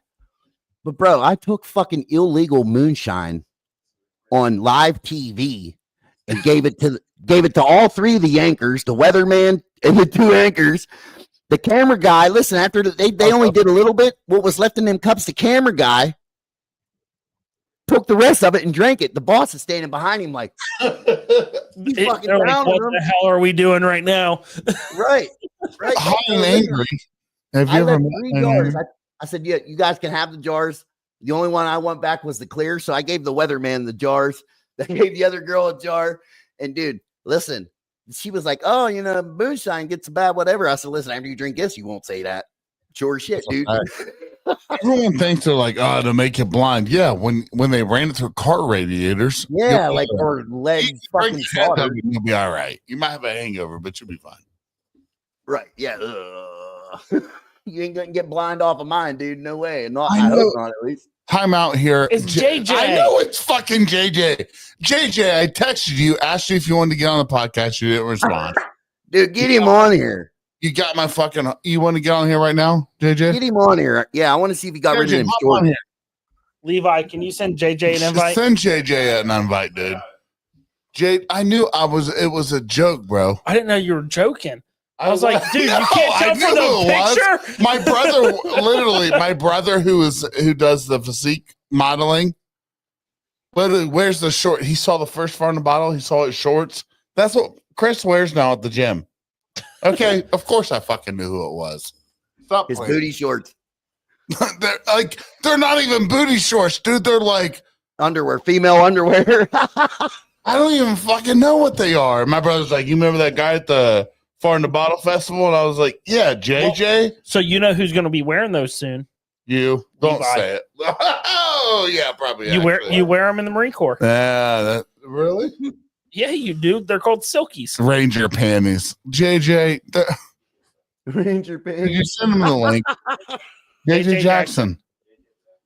They're not Ranger. My brother's never been in the Rangers, bro. That's fucking hilarious. The best part about JJ is Hey, hold on. his distillery is like 5 minutes from my wife's office, old For real? office. Oh, Oh yeah, he told us he was pissed. What was that noise? someone's at the front door. Someone's at our front door, baby. My wife's watching. I know it makes no sense. If anybody looks at her, they'd be like, "Is that your sister?" Yeah. I think we sent it to you high and angry. Did you send it on Facebook? Yes. It's on Facebook, JJ. I just want to know: does he wear man thongs, boxers, or whitey? I'm willing to tighties? bet he free balls it underneath. No, those Yeah, aren't. Free, dude. No, no, those were his underwear. no, they're not free. No, I you bet can't you he free ball. does. You cannot free ball under those. Dude, that's why I wasn't walking up the steps behind him. Put it on the camera. Hey, JJ, here's my kids with you at Far in the Bottle. Ah! Hey, That's that's a my good kid. photo. Look at your fucking shorts, JJ. That's a good Now my photo. son's like, hey, Dad, can I, when he goes to wrestle, he's like, can I wear these? I'm like, no, you got to wear a fucking singlet. See, look, he looks so professional right now, but I bet you he's still wearing the shorts. Is that a college Yeah. short? Let's see the bottom. Let's see the bottom. Hold on. Like the whole here we business go. casual I'm in thing, right? I'm in a hotel room. I got a little moonshine. I know, but I just want, what kind of shorts are you wearing, brother? Well, you know, I got them on under these, but hold on. I told you there was underwear. I told you. I told you those are his underwear. See, here's the originals. Oh, right here, God damn it. You know what I'm saying? That's not the ones I've seen. I've seen green. That's a fact. We've seen green, Yo, yellow, red.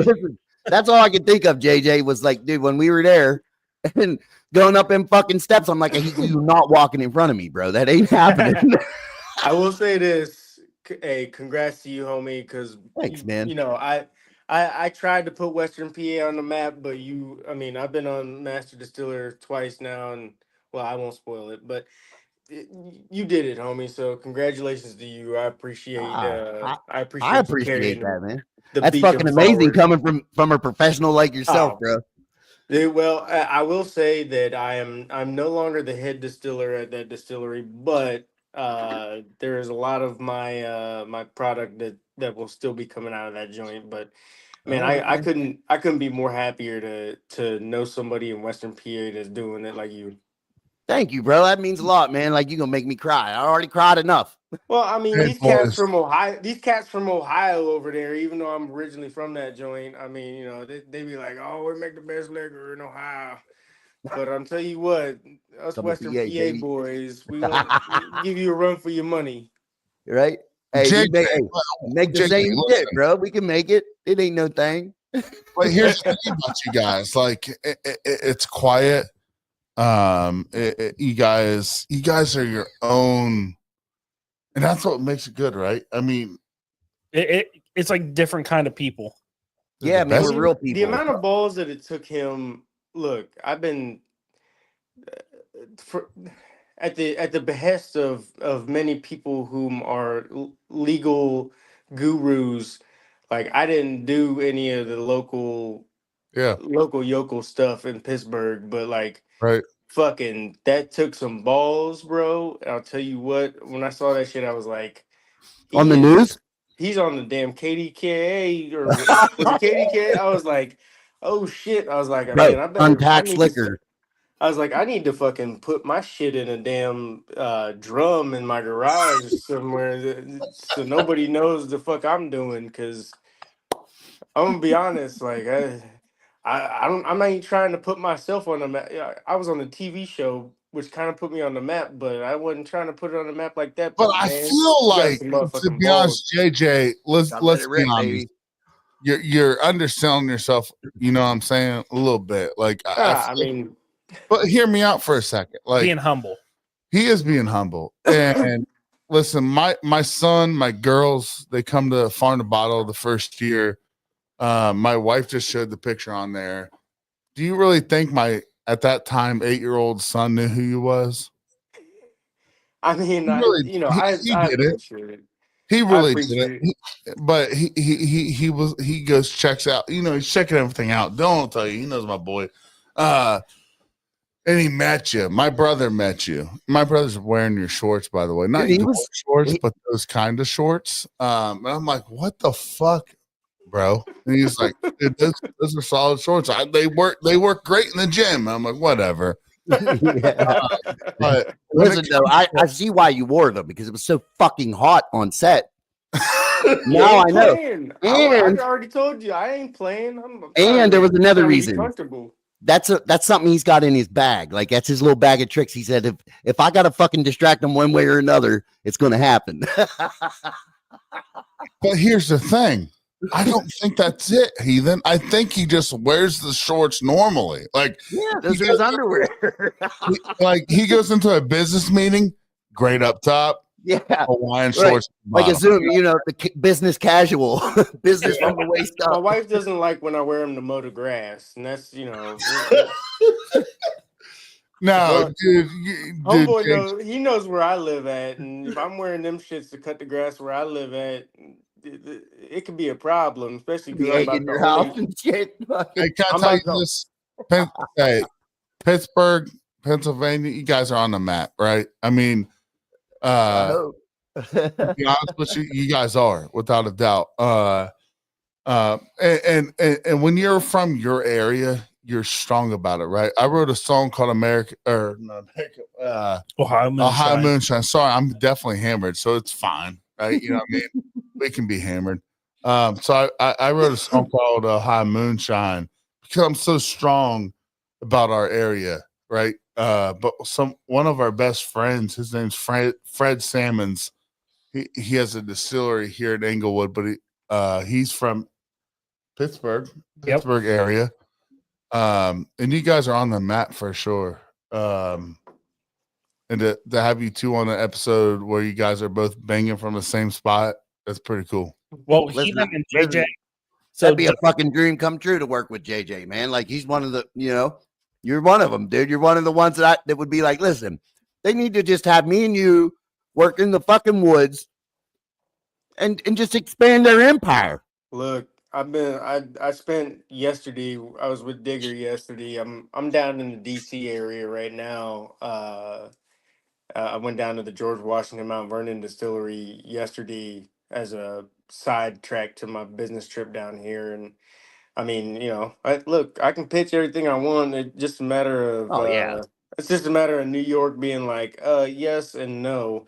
Yeah. But I think the bottom line is that, like, you know, all these cats want to talk about moonshine and, like, I want to be the guy, I want to do the thing, but, like, and you know this, like, man, when I was staring down, 60 something bushels of peaches standing there by myself, ready to fucking pit that shit and grind that shit and make damn liquor, like, it is a different animal. And a lot of guys think that they're up for it, but they ain't. Like, Now, I think bro, I was telling you, Sturge, I was like, when I was at the farm to bottle, I was like, man, I'm staring down about 100 bushels of apples by the time I get Yeah. back to Pittsburgh, and it's just a lot. It's I a love fucking grind, but you gotta love it, man. And it. to see your love for it on KDKA on the news, man, I love that, man. That brings a lot of Dude, warmth to my heart. you were on public television, right? yeah, I mean, that's like Pittsburgh's biggest news channel. But most guys are like, "Oh, I don't make it legal, right?" But you were so honest about what you did, bro. I think. Go ahead. Listen, them cats. Like I thought about it many times, and I'm like, man, maybe I should like. I got to promote this. I got to promote this. I got to promote this. I'm trying to get this legal thing going, and I got it going. I was like, maybe I should just go on and do. But like the amount of people that were like, "Ah, don't do it. We don't. You don't want them to know what you got going on in the damn suburbs of fucking Oh yeah, well you're in Pittsburgh." the suburbs, bro. I'm in the middle of nowhere. But But fucking kudos to you, homie, man. That whew. But don't take anything away what you're doing, JJ. Don't take anything away, no, what you guys are doing in general. Because when it comes down to it, I told my son, he I know this is silly, right? He's 8 years old, wrestling at regionals this weekend. He had influenza, which was weird. He had it in his throat, but he still wrestled.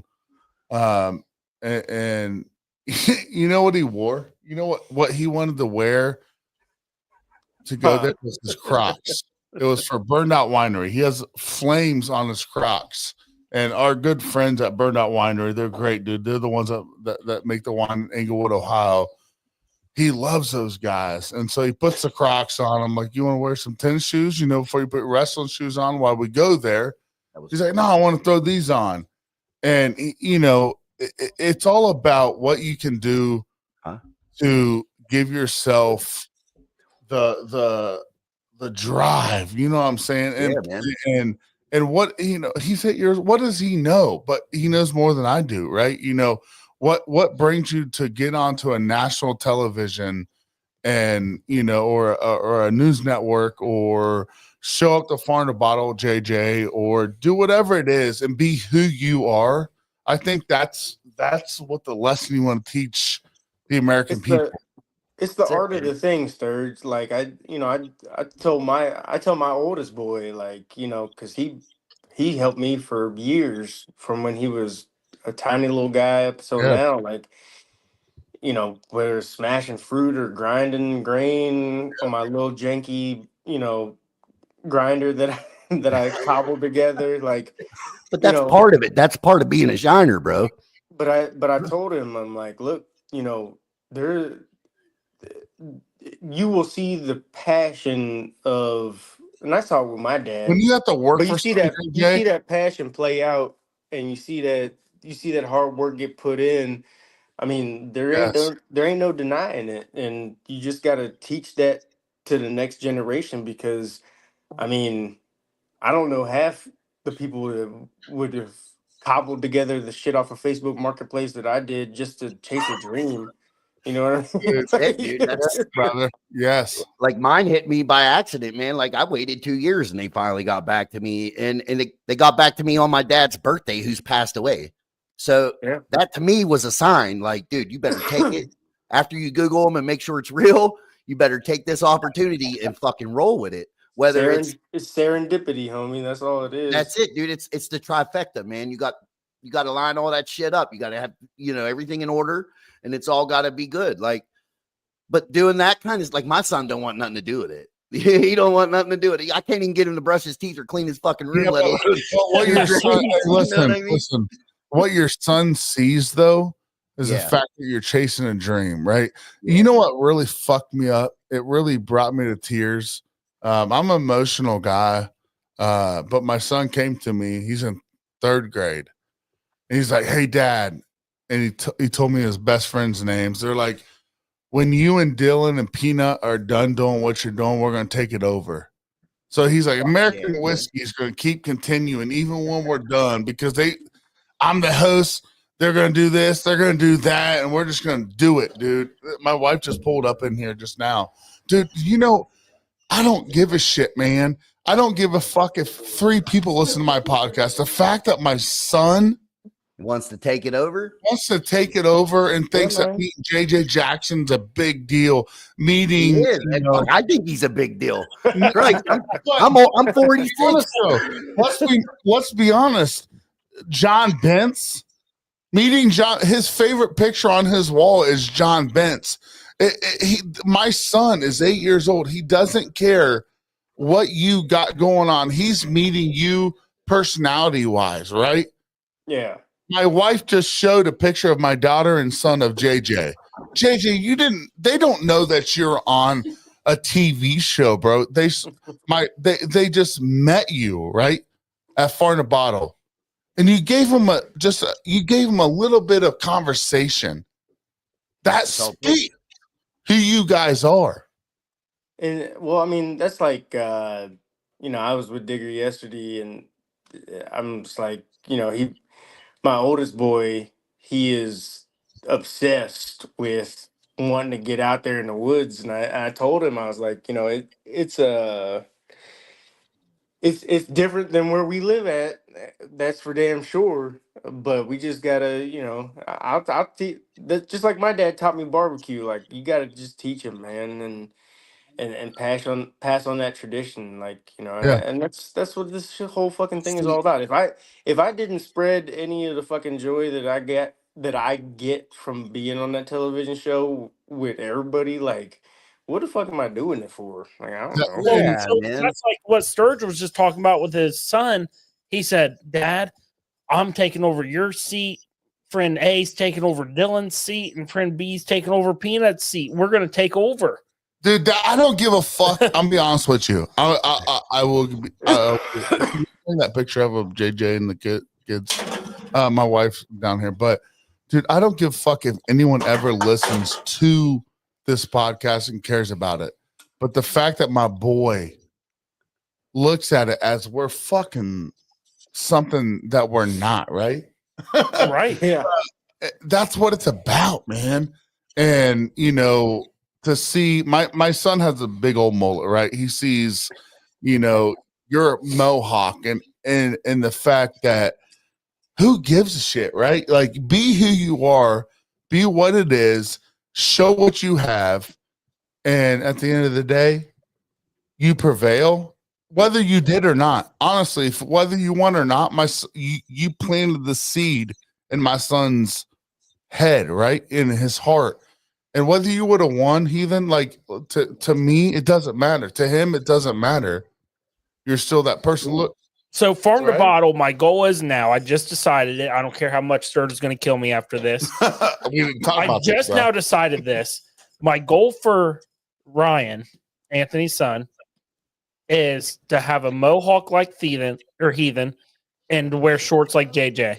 I mean, it can't get any better, bro. I'll take that. Hey, listen, y'all. I gotta get some rest. No, do it, bro. But before you get off here, look at this picture. Look at this picture. Yeah. Bring it. They're trying technical difficulty. It's not. We gotta walk over to it. Oh, I love that, man. That's so cool. See, that's what's up right there, bro. That's exactly what it's about right there. That's all that matters to me, bro. Yeah. Nah, I appreciate that, sir. You know I do, bro. I know you do, bro. And hopefully you get some good sleep tonight. Hopefully you change your collared shirt out because that's not the floor at night. I'll try not to pop it before midnight. And we'll, I love it, buddy. I love it. Hey, thank you for everything, Joe. I appreciate the kind words, my friend. It was a pleasure meeting you. It was a great fucking time meeting you too, homie. My man. All right, peace. Peace out, man. I just want to say this now. Like, it's crazy that like I could have an impact on somebody, anybody. Like, out of like, it blows my fucking mind that, like, you got Joe Jackson. Like, dude, he's another one of like, this dude is the man. He knows his shit. And like, for him to say the words that he just said is just, I don't know, man. It's fucking mind blowing to me. Like, I'm getting emotional over that. Like, it's fucking wild. Well, Heathen, wait till you come to Farm to Bottle, because I know that he has 4 kids that's going to flock to you. But I think, Dylan, this show is all about this, right? It has, dude. We've never had JJ. JJ's never been on here for an episode, right? I mean, we've talked about it, but we just never been able to make the logistics work. But to be honest, dude, the spontaneous, yeah, man, that's what it's all about. It's what it's all about. I don't really care, anything. I don't really care about anything else. No, there This ain't is nothing what else to we care do. about, man. Fuck it. You're doing the right things, you know? And we're going to continue to do what we do. But dude, this is one of my favorite episodes. And if it tells you anything, Heathen, we normally keep these episodes about an hour or under. Unless it's Michaela. We're hitting 159.45 right now. Bro, you don't listen. You got the wrong guy on here because I'll talk all night. My wife's over there like, are you done yet? So we need a talk off between Heathen and Michaela. Yeah. And see who stops first. But to be honest, dude, this is what it's all about, though, right? Yeah, man. See, the thing is, like, I'm getting to know you guys. This is the first time I've even, like, you asked me if I wanted to be on it. So then that was the first time I even, because like I said, I haven't been on social media in 7 years, man. Yeah. So this is new to me. Like, so I've never seen the show or anything like that. And no offense to anybody else's show, but dude, I'm feeling like this is what's up. You know what I mean? Like, yeah. You guys got a good thing going on here, and that's what I'm trying to do next. That's going to be my next step. Heavy Metal Moonshine is going to have a podcast here real soon, man, and hopefully I can have you guys on as a guest, find out more about you guys, or even have your kids. I want to start by saying, you hear that, Joe Rogan? Fuck your podcast. No, Joe Rogan's awesome. But no, 100%. When you get it going, we're in. I would, if you have any questions, get with Sturge, but your wife already knows what's going on there. Do another beer pong. Hey, who's Raul Rodriguez? Listen, Raul Rodriguez is a great dude. He's he's awesome. I don't know him personally, but he's in my inbox and we've been talking a good bit. Listen, he said do another beer bong. It's not a beer pong, dude. It's milk jugging. I'm going to tell you this. This is the other. Listen, we got Michaela coming on. So we do true crimes on Friday. I want to watch that. I want to listen to whatever. So Friday on the Hillside Strangler. And she's so fucking awesome. Her and her sister are going to join me on a true crime Friday. But before that, let's get Raul Rodriguez do another beer pong. It's not. This is my homemade beer pong. So I'm gonna do it. All right, I'm gonna do one more. One more. Yeah. But JJ, I appreciate getting on. Heathen, I appreciate you getting on.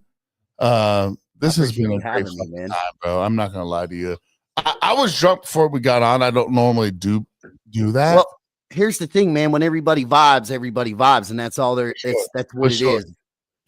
You're not far. You know, we're cut from the same cloth. We're all doing the same things. You know, it's just some of these people could be assholes, and I'm not one of those. You know, right, but like, so here it is. This is to everybody. Hey, this is to Raul. Fuck it. It's to everybody. For you, Raul, my dude.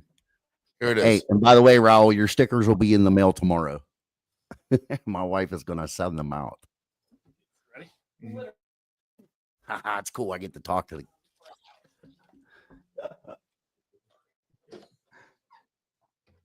How many did you put in there this time? Yeah.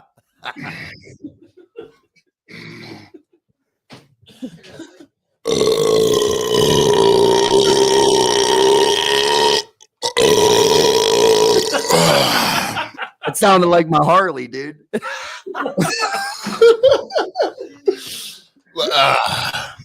First gear, second gear. Well, me and you have to sit down and have a session here, Sturge. You want to have a session? Like a session. What kind of session? Well, I don't know. Like ones you could eat or smoke. Heathen. We'll do both. It doesn't matter. We'll talk about that off the air. Well, you know. Hey, listen. Job on the 10th. What do you say? Holy crap, that's an amazing burp at the end. Well, I just took 4 beers at the Dome, so yeah.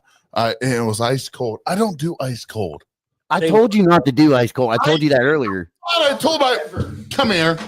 I want to make sure everybody knows I didn't fail that. He did. No, This guy no, did. They were sitting out forever. No, They were ice cold. He Bob. didn't. Sit out for Uh, Put it in the microwave. I'm the voice of reasoning here, and those things were ice. They were ice. They were ice cold. I'm the one that Yeah. dumped them. They were ice cold. Bro, I learned that in college. Like, I didn't even go to the college, but we partied at the frat houses. And dude, that was the fucking the natty light ice in the keg was warm, and it was always easier to chug. Dude, Bam. we need to start doing what we did on Friday and just put the case beside us. So actually, we did it tonight, but we put it in a 5-gallon bucket. So people But we don't ran know out. this. We ran out. So Well, Listen, you're getting pretty close. How many did you get in there that time? 4, 4, How many did you do the first time? 2. 2.5, 2.5, And what's your goal? 6? 6. Yeah, I could. You're gonna do 6 and 10 under 10 seconds, right? 100%. I want to. I'm see not it. testing now, dude. We'll have to test it on Friday with Michaela. We'll get. Well, Hey, what are you doing on Friday? Nothing. What you want to? Dylan won't be here. He might be. He said he might be. It all depends. But after the episode, we'll keep rolling and see if I can't do 6. I want to see it. I'm gonna do it. I'm gonna do it, bro. Yeah, that Listen. burp was amazing. Listen, I can't help. Listen, I can't help the burp. It just happens He's talking about 6 beers chugged all at once. in 10 seconds. Isn't that funny? My wife doesn't even use her real last name anymore. I was literally about to say, who's that? My wife never says sturgeon, right? You know what I mean? She's like, I'm a sparrow. I don't blame her. 6 what beers? Who's Chrissy? It's my wife. Initial. What beers? I'll be watching Raul. Okay, that makes more sense. Hey, like on Cheech and Chong, his name is Raul. No, if you guys liked what you heard tonight, we're on pretty much every platform. But when we're live, we're on YouTube and we're on Facebook. So, we're gonna get you on Friday though. Hit me up, bro. I'm down. If you're good with it, you're good. If you're good with it, Huh?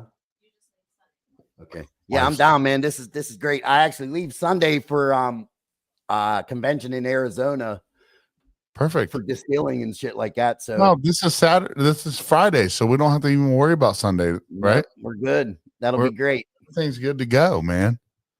This has been one of the better ones that I've been on, and I appreciate you guys asking me to Oh come yeah, on bro. here, man. We are who we are. We never limit ourselves. I mean, we just whatever it is, it's going to be. You know what I mean? Totally unfiltered, unscripted.